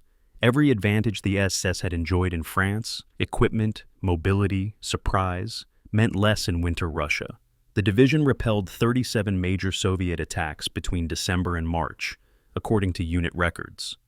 Major attack meant battalion strength or larger assaults against divisional positions. Smaller probes and raids occurred daily. The constant pressure prevented rest, recovery, or reinforcement integration. Every position had to be manned continuously. Every sector faced attack regularly. The defensive kill ratio remained favorable. The division inflicted approximately 4 casualties for every 1 received. But this statistic masked the strategic problem. The Soviets could replace losses, and the Germans couldn't. Trading 4 Soviet soldiers for 1 SS soldier was unsustainable arithmetic when the Soviets had millions of reserves and Germany had already committed most available forces. March 1942 brought spring thaw, and mud replaced cold as the primary obstacle. The Rasputitsa, literally time without roads, turned Ukraine's dirt roads into rivers of mud that swallowed vehicles and immobilized armies. The Leibstandarte spent 2 weeks attempting to advance 20 kilometers, a pace that made winter combat seem rapid by comparison. Tanks bogged down. Trucks required towing. Infantry slogged through mud that exhausted them before fighting began. Spring thaw demonstrated that Russian weather created obstacles as formidable as Soviet defenders. The campaign season was divided into summer, when movement was possible, and winter and spring, when it largely wasn't. This reality undermined German assumptions about maintaining continuous offensive momentum. May 1942 brought reprieve, orders withdrawing the division from the Eastern Front for rest and refitting in occupied France. The announcement created mixed reactions: relief at escaping the meat grinder, resentment that they were being withdrawn while other divisions continued fighting, guilt about leaving comrades behind. The Leibstandarte was receiving privileged treatment again. How many Wehrmacht divisions were pulled from combat for extended refitting in comfortable rear areas? Very few. The favoritism that provided the SS with the best equipment also provided them with better conditions when exhausted. Wehrmacht units that had fought longer and suffered more remained in the line. This inequity deepened the rift between SS and Army that would never fully heal. The division that withdrew from Russia in May 1942 bore little resemblance to the confident formation that had deployed in October. The original 19,000 men had been reduced to approximately 14,000 through casualties, frostbite, and disease. The division had suffered an additional 2,400 casualties during winter defensive fighting, on top of the 5,281 from autumn operations. Equipment salvage rates revealed similar devastation. 60% of broken-down tanks had been cannibalized for parts rather than repaired, leaving the armored battalion at 40% strength. Vehicle losses exceeded 50%. The division was combat ineffective and would require months to rebuild. The winter's lessons were clear, though whether S's leadership fully absorbed them remained questionable. Aggressive tactics that worked against demoralized opponents proved costly against determined defenders. Equipment advantages meant less when weather neutralized mechanical superiority. Tactical victories were meaningless if they led to strategic overextension. Accepting high casualties was sustainable only if replacements and time for recovery were available. The Soviet Union was not France. Enemies here didn't quit when beaten. Territory here was vast enough to absorb defeats and counterattack. The Eastern Front rewarded careful planning more than fanatical courage. These lessons should have produced a more cautious, professional division. Instead, they produced an exhausted one that still believed aggression would ultimately prevail. The coming refitting in France would restore combat power. Whether it would restore wisdom remained to be seen. July 1st, 1942. Assembly areas near Kursk. The rebuilt Leibstandarte division prepares to rejoin the Eastern Front. 6 weeks ago, these men were in France, training with new equipment, integrating replacement personnel recovering from winter trauma. Now they're back in Russia with 110 tanks, including new long-barreled Panzer IV OSF F2s with 75mm guns that can finally engage T-34s on equal terms. The division is at 95% authorized strength, 17,000 men, full supporting units, generous ammunition, and fuel stocks. They look nothing like the exhausted survivors who withdrew 2 months earlier. But the men who spent winter on the Eastern Front carry knowledge the replacements lack. Knowledge of what's coming. Knowledge that last year's confidence was delusion. Knowledge that the Soviets don't quit. The veterans try explaining this to new troops. The replacements don't understand. They will. The French refitting had transformed the Leibstandarte from spent force to elite formation again. The division received 12,000 replacement personnel, returning to near full strength. More importantly, they received the equipment upgrades that German industry could barely produce in sufficient quantities. The new Panzer IV OSF F2 represented a breakthrough. Its long 75mm gun could penetrate T-34 armor at combat ranges.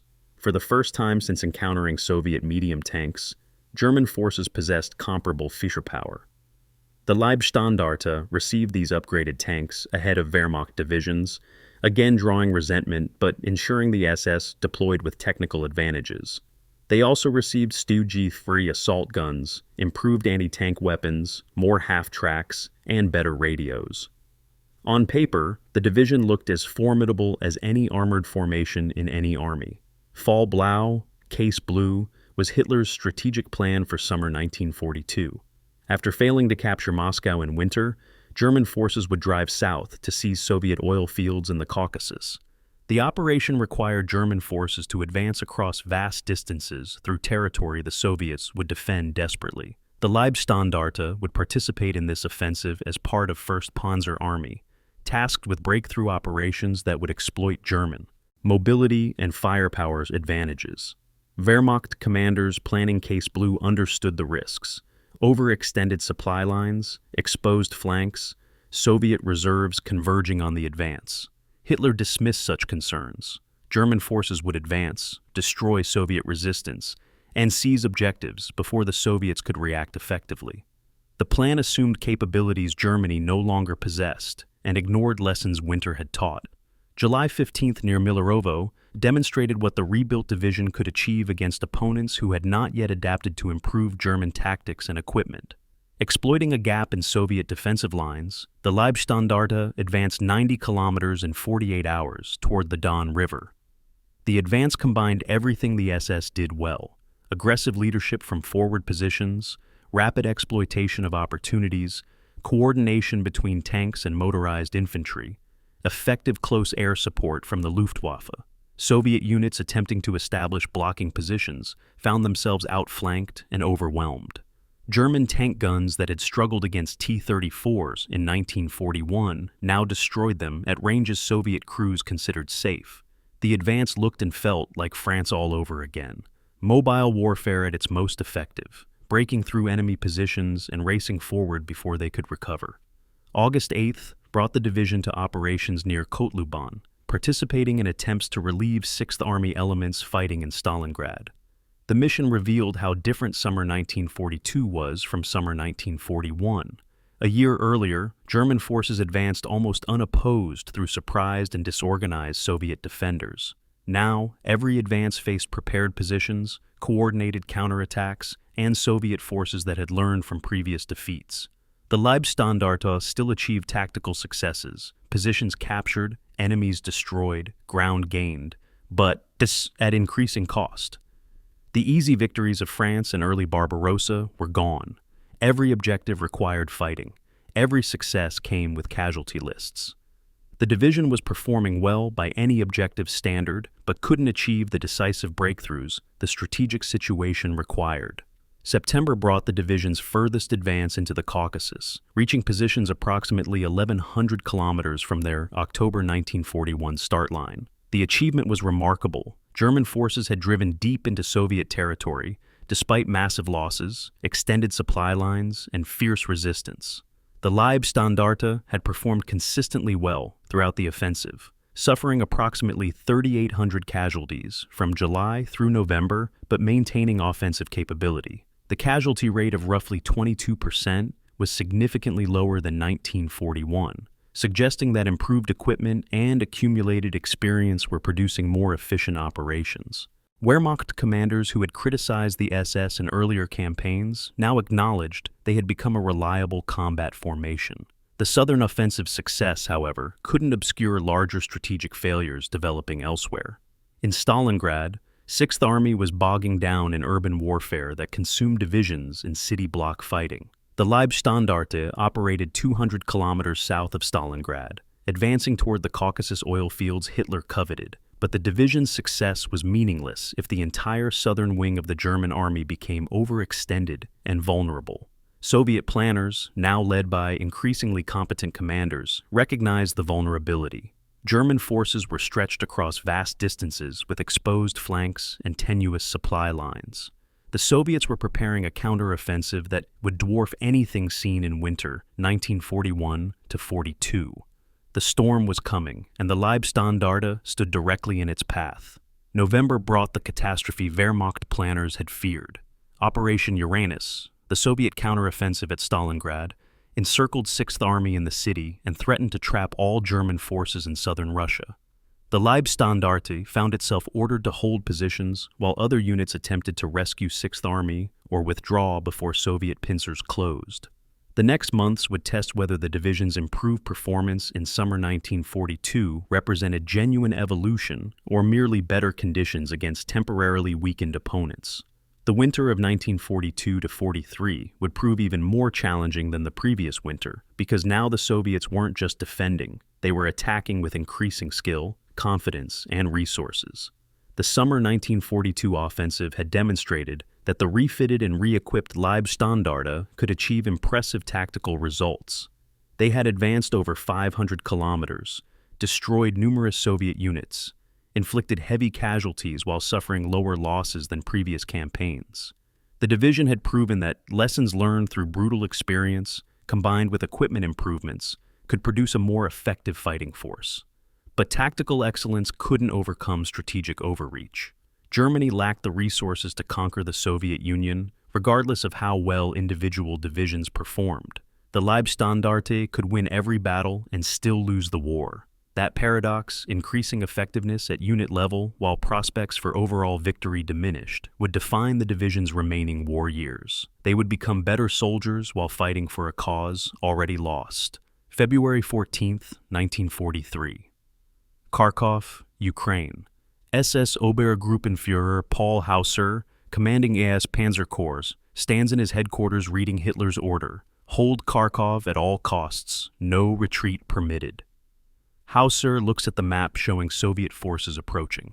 The city from 3 directions, outnumbering his 3 SS divisions, Leibstandarte, Das Reich, and Totenkopf, by at least 4-1. Wehrmacht commanders facing similar orders have obeyed and died, their divisions destroyed in pointless last stands. Hauser makes a decision that could cost him his command or his life. He will disobey the Führer. Tomorrow morning, ISS Panzer Corps will withdraw from Kharkov, trading space for time and preserving forces for a counterattack. The decision is militarily sound and politically dangerous. It will also enable the most successful SS operation of the entire war. The strategic situation in February 1943 was desperate. The Stalingrad catastrophe had destroyed 6th Army and created a massive gap in German lines. Soviet forces were exploiting this gap, with multiple offensives aimed at destroying the entire southern wing of the German army. The Third Battle of Kharkov developed from this Soviet offensive momentum. Soviet commanders, confident after Stalingrad's victory, pushed forward aggressively, sometimes advancing faster than logistics could support. German forces fell back, defending delaying actions while trying to establish stable defensive lines. Hitler's standing orders prohibited voluntary withdrawal, insisting that every position be held to the last man. This inflexibility had already cost Germany's 6th Army at Stalingrad. Hauser determined it wouldn't cost him 3 SS divisions. The fighting withdrawal from Kharkov between February 14th and 20th demonstrated SS capabilities at their best. The Leibstandarte, serving as rearguard, conducted a textbook retrograde operation, defending positions long enough to delay Soviet pursuit, then withdrawing before encirclement, establishing new positions, repeating the cycle. This fighting retreat required discipline and coordination. Panicking troops break and run. Professional soldiers withdraw in good order while maintaining defensive capability. The SS performed professionally. Tank units provided covering fire while infantry displaced rearward. Artillery bombarded Soviet advance units, then limbered up and moved. The withdrawal corridor remained open despite Soviet attempts to close it. Wehrmacht units trapped in the city watched in envy as SS troops extracted themselves, while Hitler ordered everyone else to stand fast. February 20th through 25th revealed Hauser's strategy. The SS divisions hadn't retreated in defeat. They had withdrawn to prepared positions where terrain favored defense and supply lines were shorter. Soviet forces pursuing into Kharkov had extended their own supply lines and exposed their flanks. By February 25th, Soviet spearheads around Kharkov were overstretched, undersupplied, and vulnerable. This was the moment Hauser had preserved his divisions for. ISS Panzer Corps, including the Leibstandarte, would counterattack from south and west, cutting off Soviet forces in and around Kharkov. The operation would demonstrate that mobile defense, withdrawing to draw the enemy into vulnerable positions, then counterattacking, could achieve results that static defense couldn't.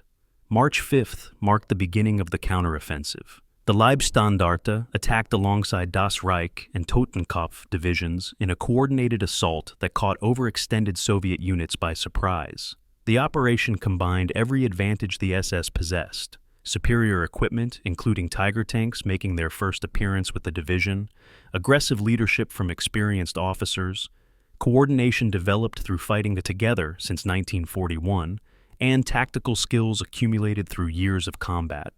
Soviet forces that had been advancing confidently days earlier suddenly faced counterattacks from multiple directions by forces they thought were defeated.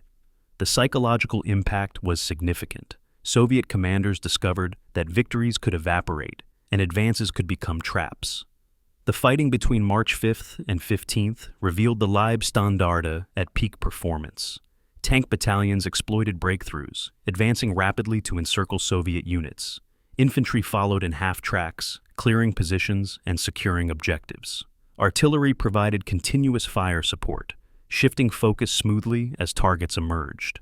The division operated with a professionalism that Wehrmacht commanders, many still skeptical of SS capabilities, had to acknowledge.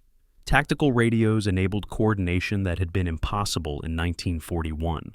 Experienced crews knew how to exploit the Panzer IV's improved gun and the Tiger's armor. The division had finally achieved the integration of combat power and tactical skill that professional divisions possessed. March 11th through 15th brought the battle for Kharkov itself. Urban warfare negated many German advantages. Tanks struggled in city streets. Air support was dangerous due to close quarters. Artillery risked friendly fire. The SS adapted, developing tactics for urban combat.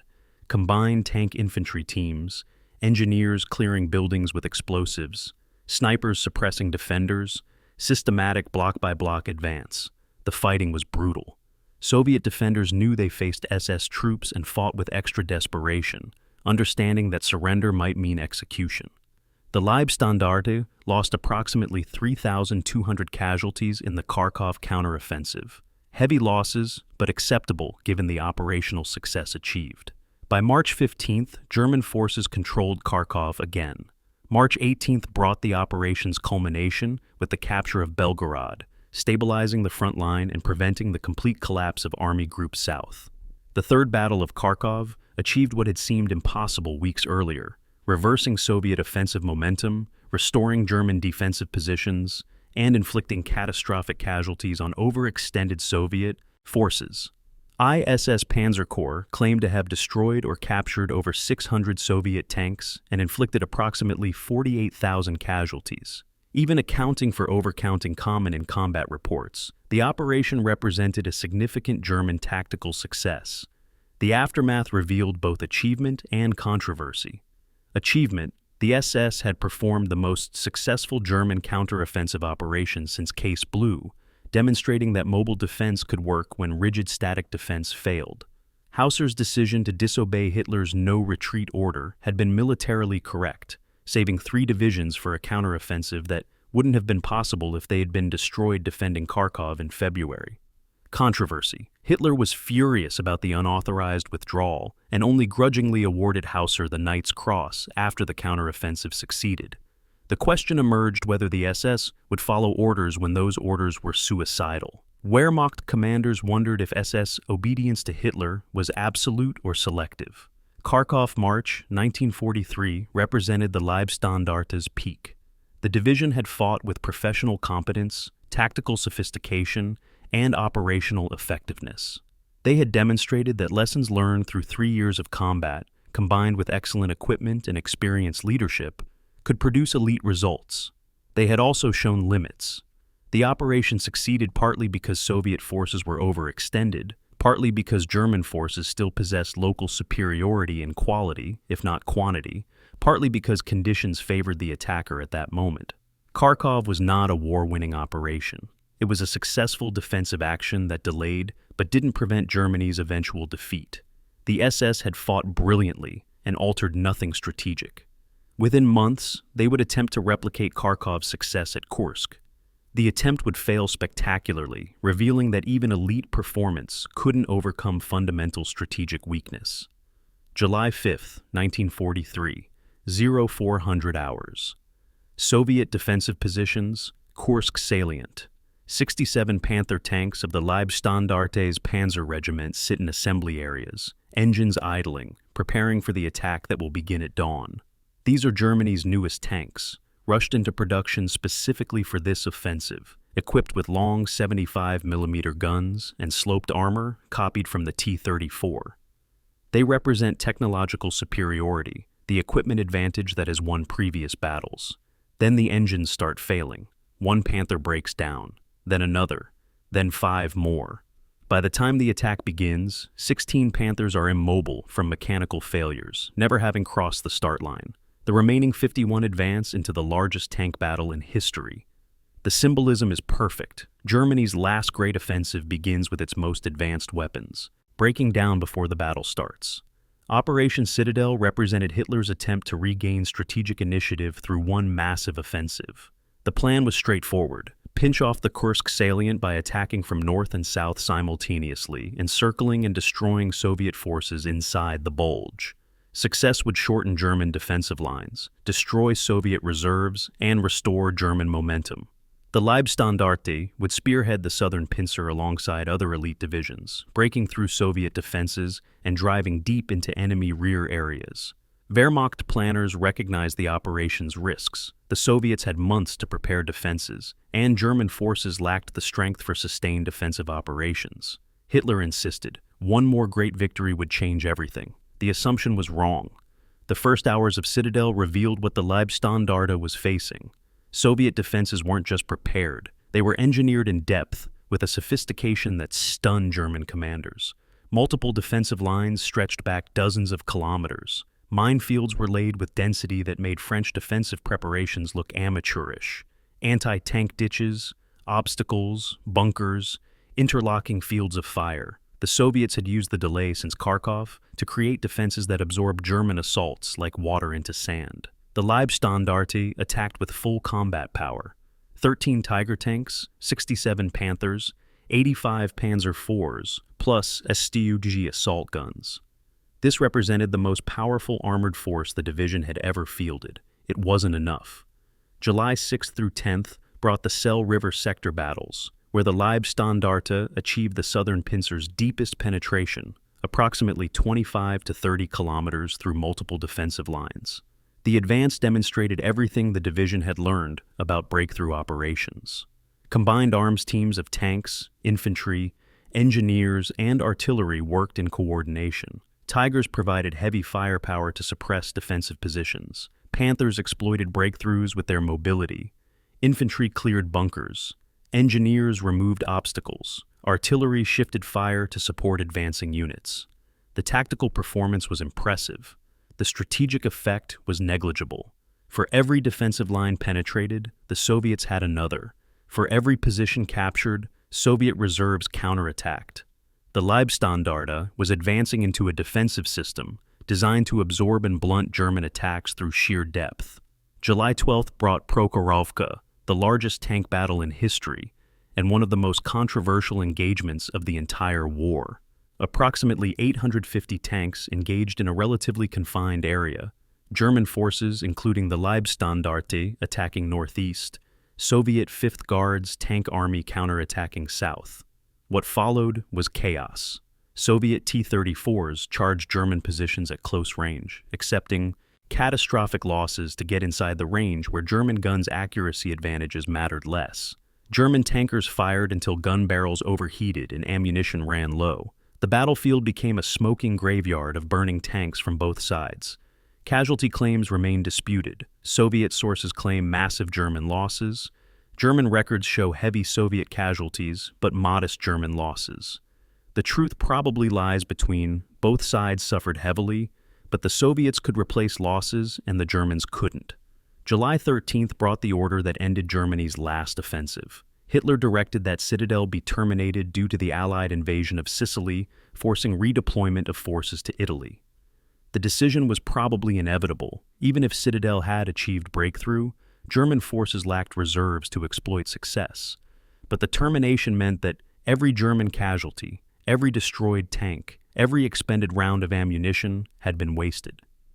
The Leibstandarte had suffered 2,753 casualties in 8 days, including some of the division's most experienced tank commanders. They had lost over 70 tanks permanently destroyed.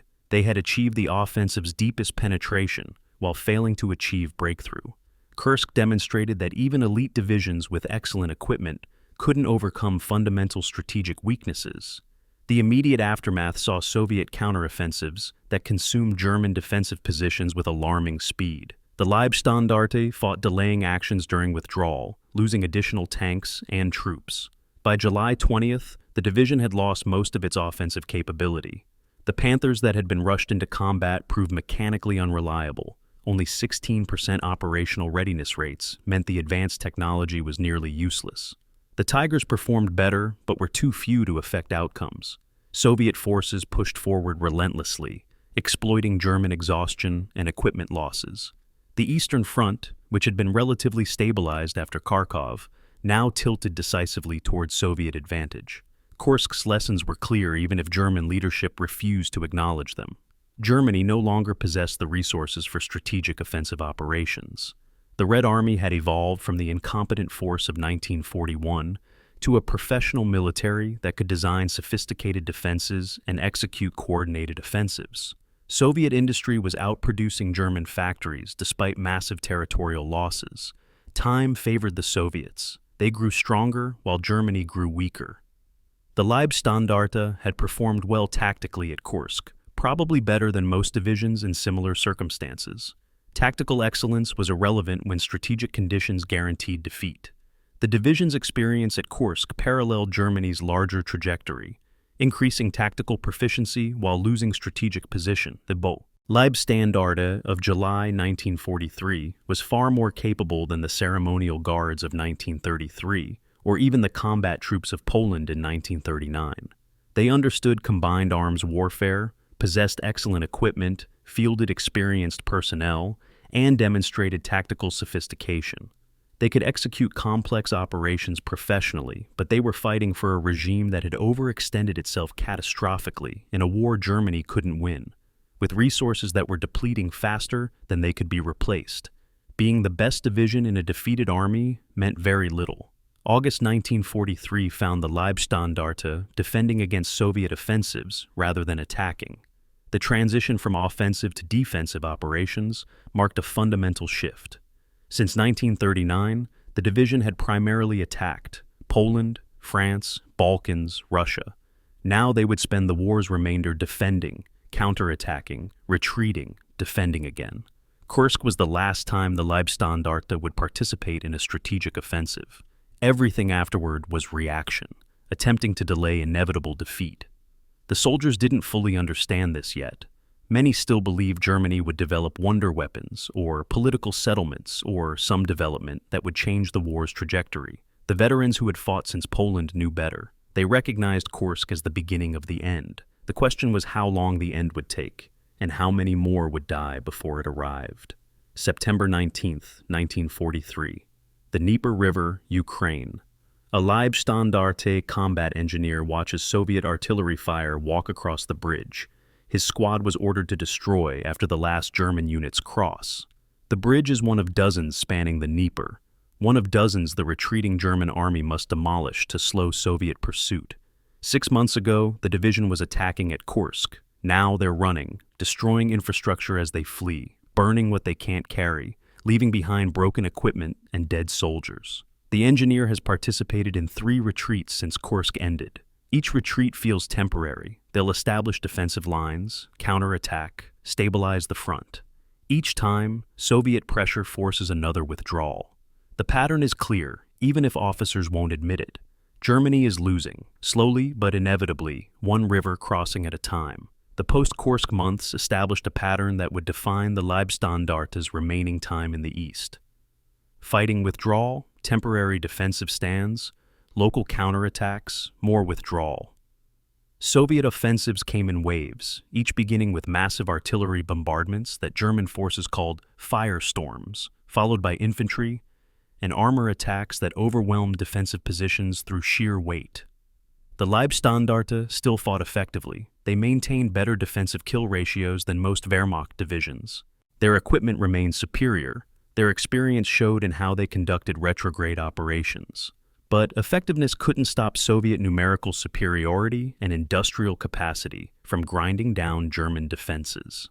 September through November brought the Dnieper River crossings, a series of defensive battles as German forces attempted to establish a stable line behind one of Ukraine's major rivers. The Leibstandarte defended assigned sectors, repelling Soviet assault crossings and counterattacking bridgeheads when penetrations occurred. These battles demonstrated the division's defensive proficiency. Well-sited defensive positions, effective use of terrain, coordination between infantry holding positions and tanks counterattacking penetrations, artillery support that disrupted Soviet assault preparations. The Leibstandarte defended better than most divisions. The Soviets still crossed the Dnieper in multiple locations, establishing bridgeheads that expanded into breakthroughs, forcing further German withdrawals. November brought Zhytomyr Berdichev, one of the last successful German counteroffensives in the East. The operation demonstrated the Leibstandarte could still achieve local tactical victories. German forces, including the SS division, counterattacked Soviet units that had advanced beyond their supply lines, recapturing territory and destroying overextended formations. The operation looked like Kharkov in miniature, Soviet overextension punished by German mobile counterattack. The difference was scale and consequence. Kharkov had stabilized an entire front and prevented operational collapse. Zhytomyr recaptured a few dozen kilometers and delayed Soviet advances by weeks. Tactical success, strategic irrelevance. Wehrmacht commanders who understood the distinction recognized that Germany was trading space for time while running out of both. January 1944 brought the Korsun-Cherkasy pocket, where German forces found themselves encircled by Soviet offensives. Elements of the Leibstandarte participated in the relief operation, attempting to break through Soviet encirclement lines and extract surrounded divisions. The operation partially succeeded. Some trapped forces escaped, but at horrific cost. The Leibstandarte lost heavily in attacks against prepared Soviet positions, and extracted units abandoned all heavy equipment during the breakout. The pocket demonstrated that Soviet forces had mastered encirclement operations, the same tactics Germans had used so effectively in 1941. Now Germans were the ones being trapped, and Soviet forces showed no more mercy than Germans had shown earlier. March 1944, near Tarnopol, brought another encirclement, this time including significant portions of the Leibstandarte. Soviet forces had penetrated German lines, bypassed defensive positions, and closed the trap before German commanders fully recognized what was happening. For 8 days, the surrounded units fought defensive perimeter while attempting to break out toward German lines. The fighting was desperate. Ammunition ran low, casualties mounted, Soviet attacks came continuously. The division eventually broke out, but left behind virtually all heavy equipment: tanks, artillery, vehicles. personnel extracted with small arms and whatever they could carry. The division had survived, but was temporarily combat ineffective, requiring weeks to re-equip. The period from September 1943 to August 1944 saw the Leibstandarte suffer casualties at rates approaching 300 to 500 per week, unsustainable attrition that consumed the division's experienced cadre. Replacements arrived continuously, young soldiers with minimal training thrust into combat within days of joining the division. The replacement quality reflected Germany's manpower crisis. Early war recruits had received 6 months training. Mid-war replacements got 3 months. By late 1944, many received 6 to 8 weeks. The new soldiers were brave enough, motivated enough, but lacked the skills that separated adequate from effective soldiers. The institutional knowledge that veteran units possessed, understanding gained through experience, tactical wisdom accumulated over campaigns, was being lost as veterans died or were wounded and inadequately trained replacements took their places. Equipment losses during this period exceeded even casualty rates. The division received replacement tanks, but rarely had time for crew training or tactical integration before deploying them to combat. Tank crews that in 1941 had trained together for months now had days to coordinate before engaging enemy forces. Maintenance suffered. Constant combat operations left no time for proper vehicle upkeep. Mechanical reliability, always problematic with German tanks, deteriorated further. The division often reported more tanks unavailable due to maintenance issues than destroyed by enemy action. The statistics revealed a formation grinding itself down through operational tempo as much as through combat losses. The territorial retreat told its own story. From September 1943 to August 1944, the Leibstandarte withdrew approximately 800 kilometers from eastern Ukraine back into Poland. Each withdrawal represented positions that couldn't be held, defensive lines that collapsed under Soviet pressure, counterattacks that failed to restore situations. The division fought effectively in tactical terms throughout this period. They maintained cohesion when other units broke. They executed fighting withdrawals professionally. They counterattacked when opportunities arose. None of it mattered strategically. Soviet forces kept coming, kept attacking, kept pushing forward. German forces, including elite divisions like the Leibstandarte, could delay but couldn't stop Soviet offensives. Soviet strategy revealed increasing sophistication. Early war Soviet attacks had been predictable: mass infantry assaults, limited coordination, poor logistics. By 1944, Soviet operations featured operational deception, coordinated multi-army offensives, effective logistics that sustained long advances, and tactical flexibility that adapted to German defensive responses. The Red Army the Leibstandarte faced in 1944 was fundamentally different from the Red Army of 1941. They had learned from defeats, incorporated lessons, developed professional competence. The Germans, despite accumulating experience, were fighting better opponents with declining resources. The gap was narrowing, then closing, then tilting Soviet direction. August 1944 found the Leibstandarte battered remnants withdrawing toward Poland with approximately 60% losses in personnel and equipment since Kursk. The division that had been Germany's elite formation now struggled to maintain combat effectiveness. They still fought better than average divisions. They still possessed better equipment than most units. They still contained veterans whose experience was invaluable, but they were shadows of their Kharkov or even Kursk strength. The long retreat had bled them nearly white. Orders were coming for withdrawal to the west for refitting. The division would leave the Eastern Front after 3 years of continuous combat. They would leave having learned that wars could be lost regardless of tactical proficiency, that enemies could absorb punishment and grow stronger, that even elite soldiers couldn't compensate for strategic overextension and industrial inferiority. The lessons had cost thousands of lives. The question was whether the lessons mattered when Germany had already lost the war. August 21st, 1944. Hasselt, Belgium. Leibstandarte headquarters staff arrives at temporary barracks that will serve as division assembly area during refitting. The facilities are clean, dry, heated, luxurious compared to trenches and dugouts of the Eastern Front. Hot meals arrive regularly. Showers function. Clean uniforms are issued. The contrast with Russia is so extreme that some soldiers struggle adjusting to comfort. But the division assembling here barely resembles the formation that left for Russia in 1941. Only 30% of personnel have been with the unit more than 6 months. The veterans can be identified by their eyes, older eyes and young faces, the look of men who've seen too much. The replacements look like what they are, hastily trained teenagers thrust into a division whose reputation they haven't earned. The name Leibstandarte still carries weight.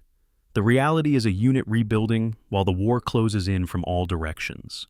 The decision to withdraw the Leibstandarte for refitting reflected both the division's depleted state and Hitler's continued favoritism toward his personal guard, dozens of full Wehrmacht divisions remained on the Eastern Front in similar or worse condition, grinding away against Soviet offensives without prospect of relief. The SS got pulled out, sent west for rest and refitting in comfortable rear areas.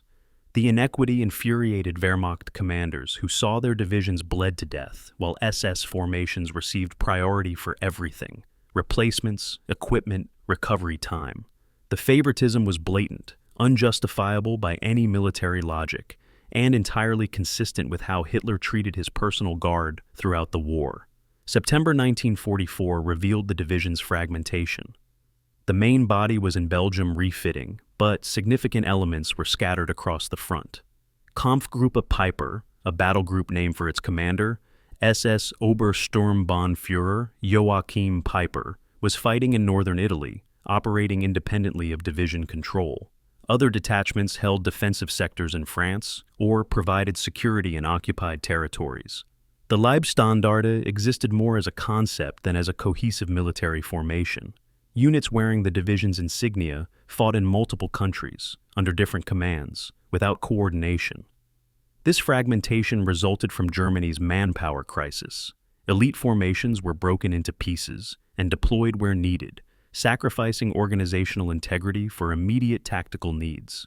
The refitting process revealed Germany's industrial decline. The division received 102 new tanks, a mix of Panthers and Panzer IVs, and 38 Stu-G assault guns. This sounded impressive until compared to Soviet or American production rates. The Soviet Union was producing over 2,000 tanks monthly. Germany produced approximately 500, and those were distributed across all Wehrmacht and SS divisions.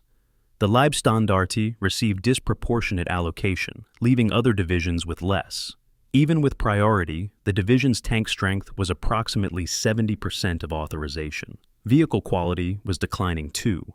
Late-war German tanks suffered from using substitute materials, simplified production methods, and reduced quality control.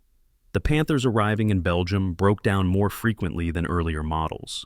Personnel replacements highlighted Germany's manpower exhaustion. The division's authorized strength was approximately 21,000 men. It deployed to Belgium with approximately 12,000. Replacement personnel brought strength to approximately 18,000 by November, but the quality of these replacements was questionable. Many were teenagers, some as young as 16, with minimal training. Others were transferred from Luftwaffe ground units or Kriegsmarine shore stations, personnel with no infantry training thrust into combat roles. Some were ethnic Germans from occupied territories whose German language skills were limited. The days of selecting recruits based on height, ancestry, and ideological purity were gone. The Leibstandarte took whoever could be sent. Training during the refit emphasized integrating new personnel and familiarizing them with equipment. Tank crews practiced gunnery and maneuvers. Infantry rehearsed assault and defensive tactics. Officers conducted tactical exercises. But the training period was grossly inadequate.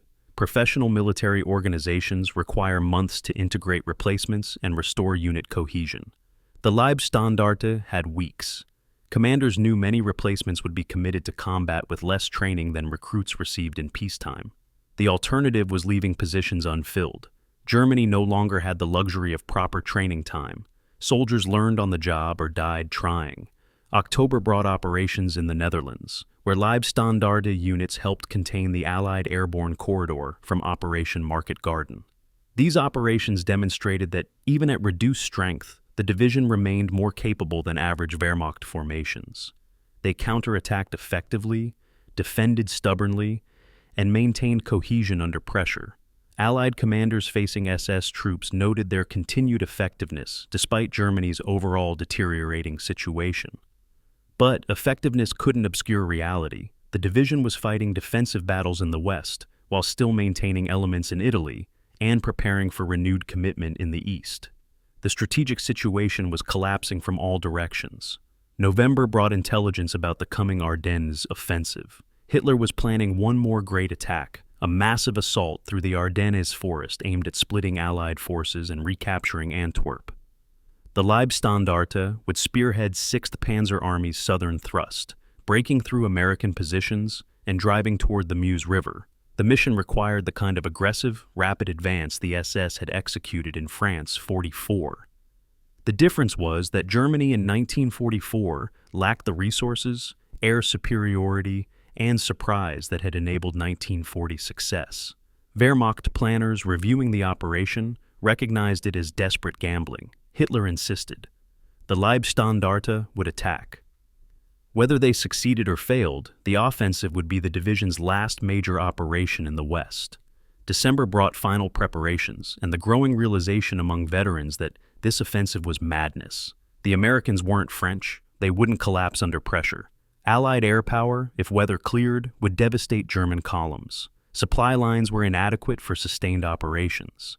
The entire plan assumed perfect conditions and enemy incompetence. Neither assumption was realistic. But orders were orders, and the SS obeyed Hitler.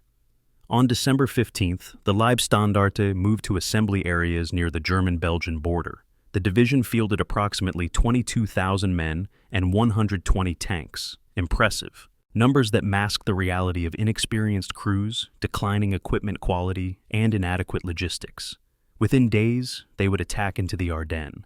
The offensive would destroy what remained of the division's combat power and indelibly stain their reputation with one of the war's most infamous atrocities. December 15, 1944, 0100 hours. German-Belgian border. Leibstandarte tank commanders receive final briefing for tomorrow's attack.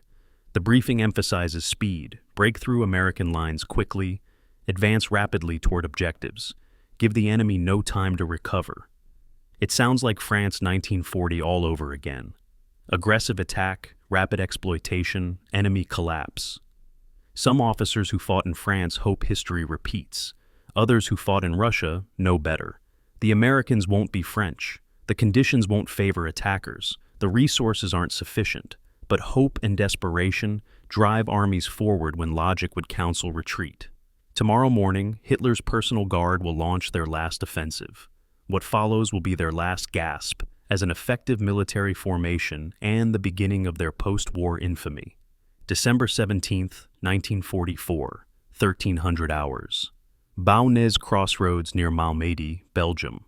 Approximately 120 American soldiers from the 128th Artillery Observation Battalion stand in a snow-covered field, hands raised, having surrendered to Kampfgruppe Piper's advance guard minutes earlier. They are prisoners of war, entitled to protection under Geneva Conventions that Germany has signed. SS guards arrange them in lines while the main column continues past, racing toward objectives ahead of schedule. Then someone gives an order, or doesn't prevent what happens next. Machine gun fire tears into the prisoners. Men fall. Some try to run. They're shot down. A few play dead, lying motionless while guards walk among bodies, shooting survivors. 84 American soldiers are murdered in approximately 15 minutes.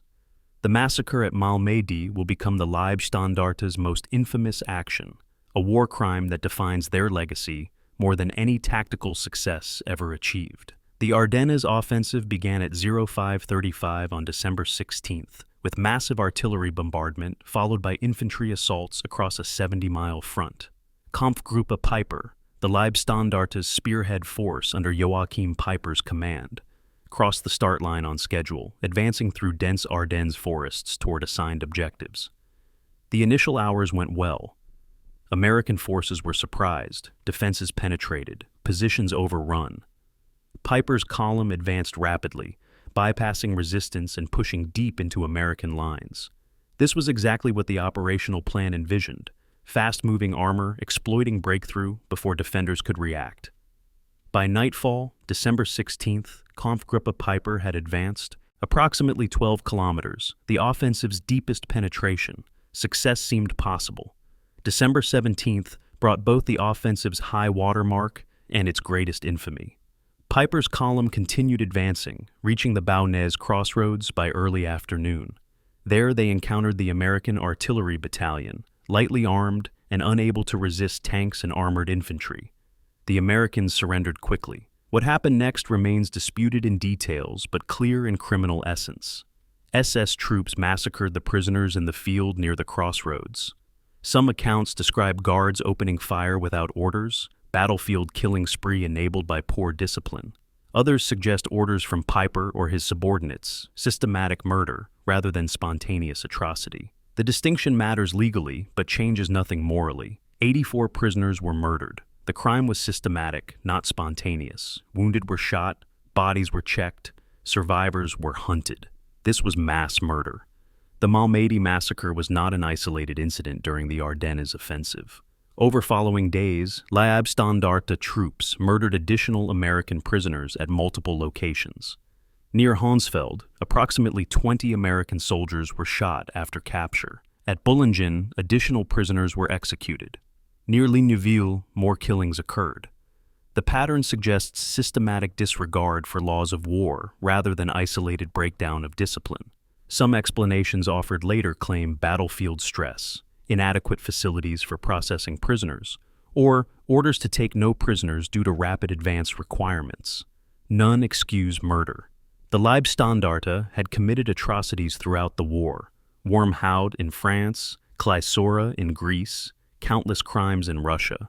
Normandy differed because it occurred against Americans whose government would survive to prosecute war criminals, and because it was quickly documented and publicized. December 19th through 21st brought Kampfgruppe Peiper's encirclement at L'Église. The rapid advance that had carried them 60 kilometers into Allied territory had outrun supply lines. Peiper's column ran out of fuel, surrounded by American forces that were recovering from initial surprise and converging on the isolated German spearhead. For 3 days, SS troops fought defensive perimeter while waiting for relief that never came. Peiper's situation replicated what German forces had inflicted on Allied and Soviet units throughout the war: encirclement through aggressive advance followed by systematic destruction. The difference was that Allied commanders committed overwhelming force to the encirclement rather than bypassing it. Artillery pounded SS positions continuously. Infantry attacks probed defenses. Tank units blocked escape routes. December 23rd brought clear weather and Allied air superiority's full weight. Fighter bombers attacked German columns throughout the Ardennes, destroying vehicles, fuel trucks, and supply convoys. The offensive, which had relied on bad weather grounding Allied aircraft, collapsed under aerial assault. Kampfgruppe Peiper's encirclement became untenable. On December 24th, Peiper ordered his men to abandon all vehicles and heavy equipment, breaking out on foot through American lines. Approximately 800 SS soldiers escaped from L'Église, leaving behind every tank, artillery piece, and vehicle. The escape was impressive given circumstances. The loss of equipment was catastrophic. The broader Ardennes offensive failed completely by early January. German forces achieved surprise and initial success, but lacked resources for sustained operations. American forces, after initial shock, defended stubbornly and counterattacked effectively. The weather cleared, exposing German formations to overwhelming air power. Supply shortages crippled offensive momentum. By January 8, 1945, German forces were withdrawing to original start lines, having suffered approximately 60,000 casualties, including 12,000 from 6th Panzer Army, which included the Leibstandarte. The division lost approximately 8,000 casualties, roughly 34% of committed strength, and most of its tanks. The offensive achieved nothing strategic while consuming resources Germany couldn't replace. Normandy's aftermath began almost immediately. American soldiers recovering the Balkans crossroads on December 14th, 4 days after the massacre, found frozen bodies in the snow, clear evidence of execution rather than combat deaths. Photographers documented the scene. Stars and Stripes newspaper published accounts. The story spread through American forces, generating fury and desire for revenge. Some American units adopted unofficial policies of minimal prisoner-taking in response. The massacre influenced Allied treatment of SS prisoners for the war's remainder. More importantly, it ensured that Malmedy would be investigated and prosecuted after Germany's defeat. Piper and 72 other Leibstandarte members would eventually face trial at Dachau in 1946. The division's status by January 1945 was catastrophic. They had deployed to the Ardennes with 22,000 men and 120 tanks. They withdrew with approximately 14,000 men and fewer than 30 tanks.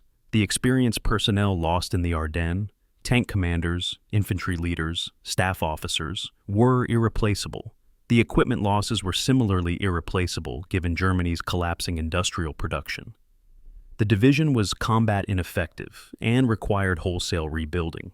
But Germany no longer had time, replacements, or equipment for proper rebuilding. The Leibstandarte would be patched together and thrown into one final catastrophic offensive in Hungary.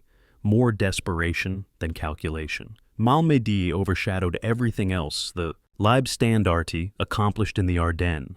The tactical advances, the breakthrough exploitation, the fighting retreat, all became footnotes to mass murder. The massacre defined how the division would be remembered and ensured that unlike many Wehrmacht units that avoided war crimes prosecution, the Leibstandarte would face justice. The irony was bitter. The division had committed worse atrocities in the Soviet Union, larger-scale killings, systematic brutality, partnership in genocide, but those crimes would mostly go unpunished due to Cold War politics preventing cooperation with Soviet prosecutors. Malmedy, smaller in scale but committed against Americans, would be prosecuted. The SS would face justice not for their worst crimes, but for one of the best documented. February 17, 1945. Komárom, Hungary. The Leibstandarte arrives by rail after a 3,200-kilometer journey from the Western Front. The division that detrains barely merits the name. Approximately 12,000 men, 40 tanks, limited supporting equipment, the remnants of a formation that once fielded 21,000 men and 140 tanks. They're exhausted from the Ardennes, depleted by casualties, equipped with whatever could be scraped together. They're being committed to Operation Spring Awakening, Hitler's delusional attempt to recapture Budapest and protect Hungarian oil fields. Wehrmacht officers familiar with the situation described the plan as fantasy. Soviet forces in Hungary outnumber German forces 4-1. The Soviets have air superiority, defensive depth, and reserves the Germans lack. But Hitler insists, and the SS obeys. The Leibstandarte will attack one more time. The attack will fail spectacularly, destroy what remains of the division's combat capability, and end with Hitler's symbolic repudiation of his personal guard. Operation Spring Awakening represented Hitler's complete detachment from military reality. German forces in early 1945 faced overwhelming Soviet offensives driving toward Berlin from the east, and Allied armies advancing from the west. Committing scarce armored reserves to an offensive in Hungary, away from the decisive fronts, violated every principle of rational strategy. Wehrmacht generals argued for using these forces to defend Berlin, or at least defend Germany proper. Hitler refused, insisting that Hungarian oil fields were critical, and that one more offensive would shatter Soviet momentum. The decision reflected desperation, delusion, and Hitler's continued belief that willpower could overcome material disadvantage. The Leibstandarte and other SS divisions would pay for this delusion with their remaining combat power. The strategic situation in Hungary was impossible. Soviet forces had captured Budapest in February after 2 months of brutal urban warfare. German-Hungarian forces held defensive positions west of the city, but Soviet forces outnumbered them massively and continued pushing west. Spring Awakening aimed to reverse this through offensive action. German armor would break through Soviet lines, recapture Budapest, and stabilize the front. The plan required surprise, material superiority, and enemy incompetence. The Germans had none of these. Soviet intelligence knew the offensive was coming. Troop concentrations were impossible to hide. Soviet forces enjoyed massive material superiority in tanks, artillery, and aircraft. Soviet commanders were experienced professionals who had defeated German offensives repeatedly. The offensive was doomed before it began. March 6th marked Spring Awakening's launch.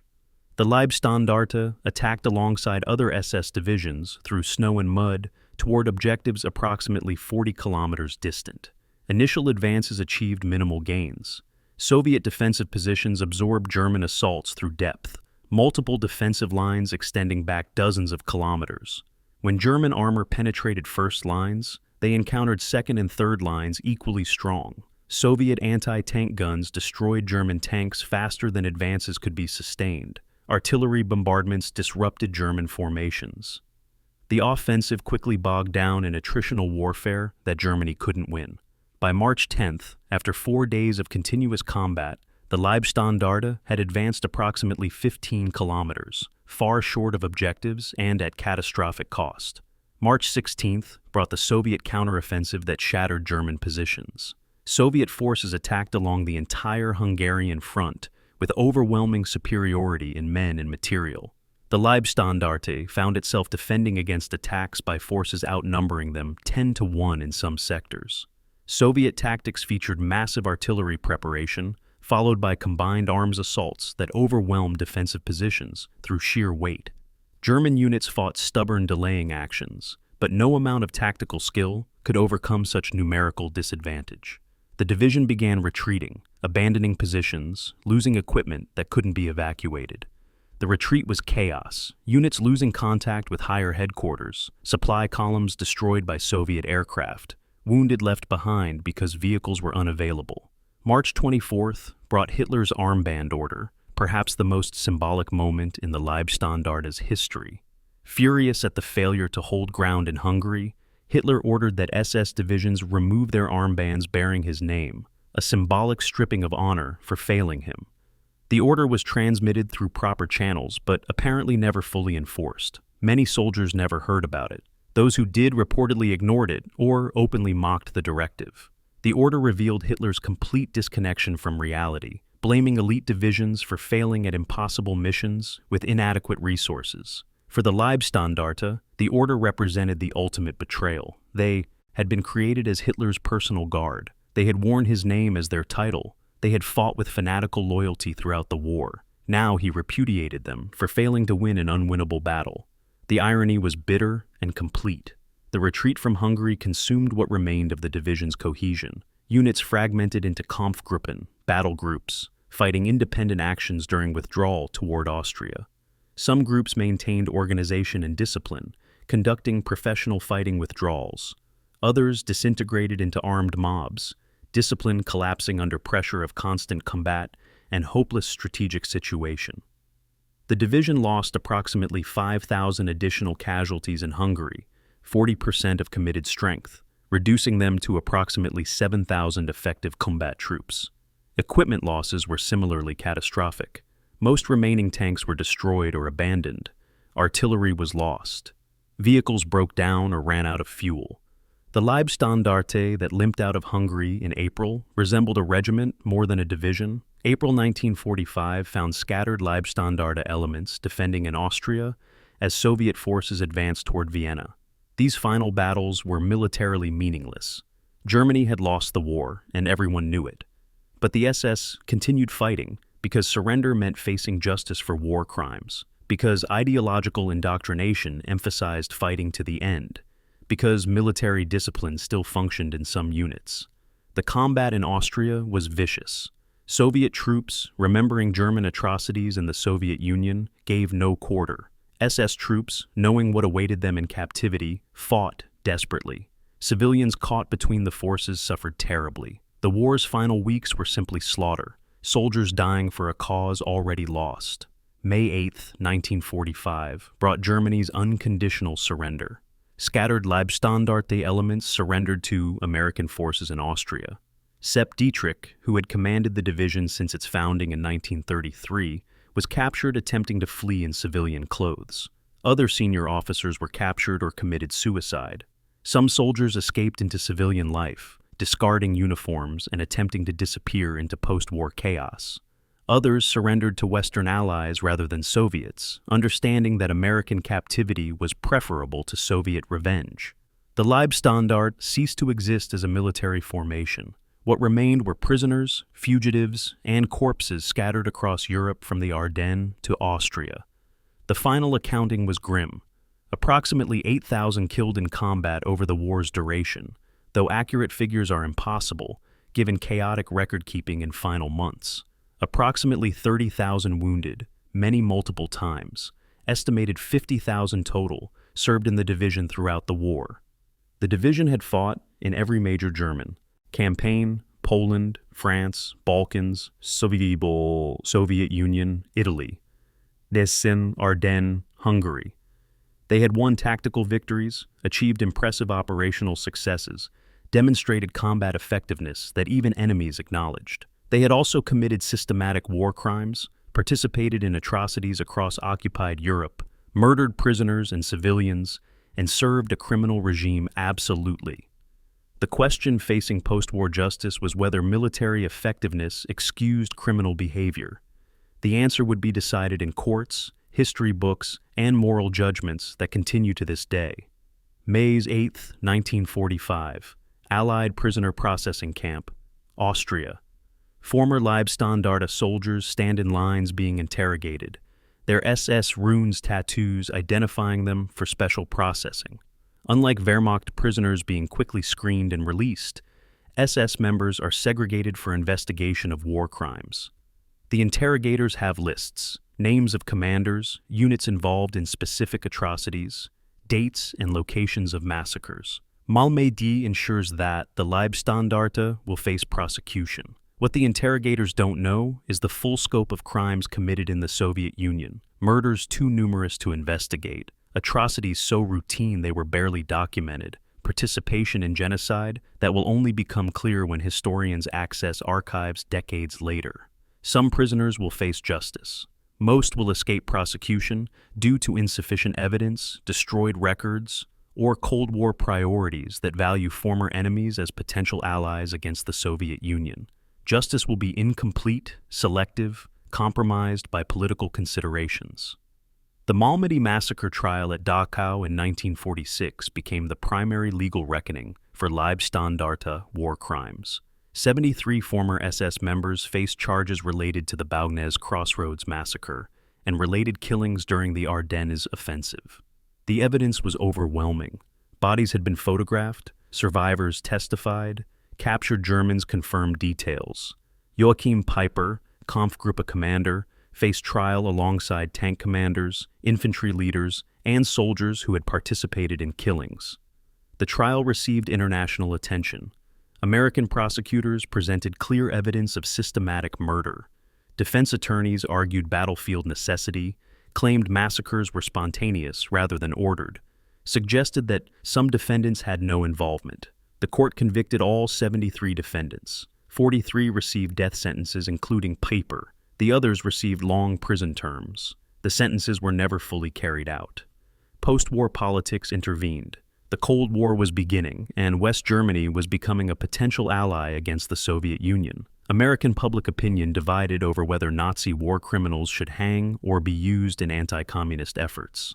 German veterans organizations, including HIAG, the Waffen-SS Veterans Association, lobbied for clemency, arguing that SS soldiers were simply soldiers who followed orders. These arguments gained traction in early 1950s as Cold War tensions increased, death sentences were commuted, prison terms were reduced. By the mid-1950s, most Malmedy defendants had been released. Peiper himself was paroled in 1956, having served 11 years of a death sentence commuted to life imprisonment. The incomplete justice reflected political realities. Punishing German war criminals mattered less than recruiting West Germany as Cold War ally. The broader scope of Leibstandarte war crimes received minimal prosecution. The Wormhout massacre in France, 80 British and French prisoners murdered in 1940, was investigated but never prosecuted, partly because British authorities focused on more senior war criminals, partly because evidence was difficult to gather. The Kleisura massacre in Greece, 200 civilians murdered, went unprosecuted. Atrocities in the Soviet Union, numbering in thousands of victims, were mostly ignored due to Cold War tensions, preventing cooperation between Western and Soviet prosecutors. The division's participation in anti-partisan operations that were often fronts for murdering civilians went uninvestigated. The systematic brutality that characterized SS operations in occupied territories was acknowledged but not prosecuted comprehensively. Post-war efforts to rehabilitate the Waffen-SS's reputation began almost immediately after surrender. HIAG and similar organizations promoted the clean Wehrmacht myth, the argument that German military forces fought honorably and that war crimes were committed by isolated individuals or specific units like concentration camp guards, not by combat troops.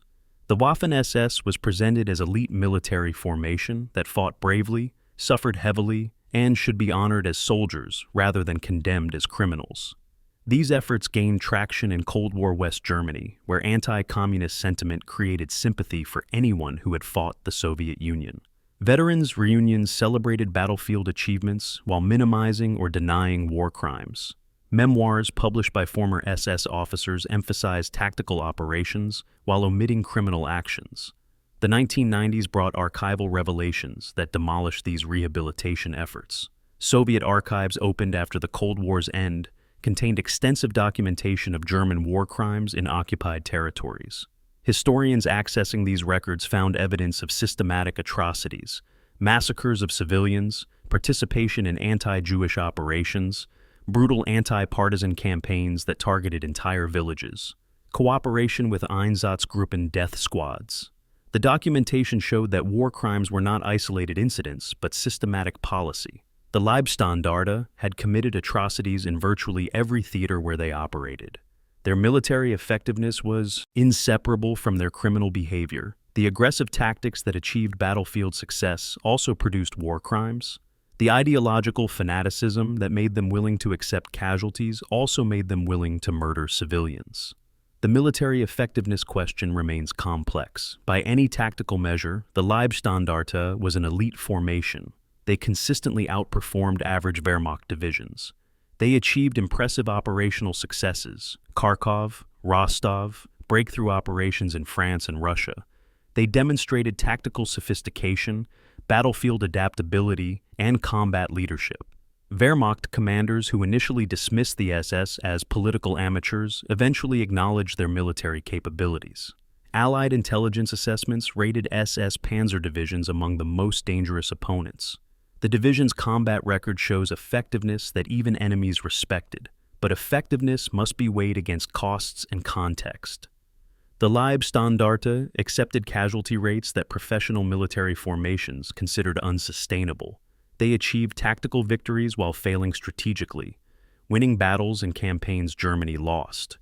Their aggressive tactics often created problems for neighboring units through overextension and poor coordination. Their ideological fanaticism, while generating combat motivation, also enabled atrocities that professional soldiers avoided. The question is whether tactical excellence matters when achieved through methods that included systematic war crimes. The answer depends on whether military history can be separated from moral judgment. Increasingly, historians conclude it cannot. The division's legacy reveals contradictions that resist simple categorization. They were elite soldiers and war criminals. They demonstrated tactical proficiency and ideological fanaticism. They fought bravely and murdered systematically. They suffered enormous casualties and inflicted far greater suffering on others. They earned military decorations and war crimes convictions. They represented both peak military performance and absolute moral failure. These contradictions exist because the Leibstandarte embodied the Third Reich's essential character, combining modern professionalism with barbaric cruelty, military capability with criminal purpose, impressive achievement with ultimate catastrophe. Modern historical consensus views the Leibstandarte as cautionary tale about how military professionalism can be corrupted by political ideology. The division began as Hitler's ceremonial guards, theatrical soldiers playing roles. They evolved into effective combat troops through training, experience, and accumulation of tactical skills. But they never abandoned their founding purpose as political soldiers serving ideological aims. This fusion of military effectiveness and ideological commitment enabled both battlefield success and systematic atrocities. The lesson is that professional military capability divorced from moral constraints produces forces that fight well and commit crimes readily. Military excellence amplifies both positive and negative qualities. In the Leibstandarte's case, the negative qualities included participation in genocide, routine murder of prisoners, and terrorizing civilian populations. The final judgment must acknowledge both achievement and criminality while insisting that the latter overwhelms the former. Yes, the Leibstandarte was militarily effective. Yes, they demonstrated tactical proficiency, operational capability, and battlefield courage. These acknowledgments don't excuse their crimes or redeem their legacy. The division served a regime dedicated to conquest, racial supremacy, and genocide. They fought wars of aggression that killed millions. They committed atrocities from France to the Soviet Union. They murdered prisoners, massacred civilians, participated in crimes against humanity. Their military effectiveness made them more dangerous, not more worthy of respect. Their tactical achievements were components of strategic evil. The division's true legacy is not the battles they won, but the crimes they committed and the warning they provide about professional militaries serving criminal purposes. The survivors scattered across post-war Germany, Austria, and beyond, some facing justice, most escaping it, all carrying memories of what they had done and what had been done to them. Some spent decades denying crimes or claiming they followed orders or insisting they were simply soldiers. Others carried guilt silently, understanding their participation in evil. The division itself ceased to exist in May 1945, but its legacy persists in historical debate, moral judgment, and continuing questions about how modern professional militaries can serve political masters who demand both effectiveness and atrocity. The Leibstandarte's history provides no comfortable conclusions, only difficult truths about war, ideology, and the human capacity for both courage and cruelty.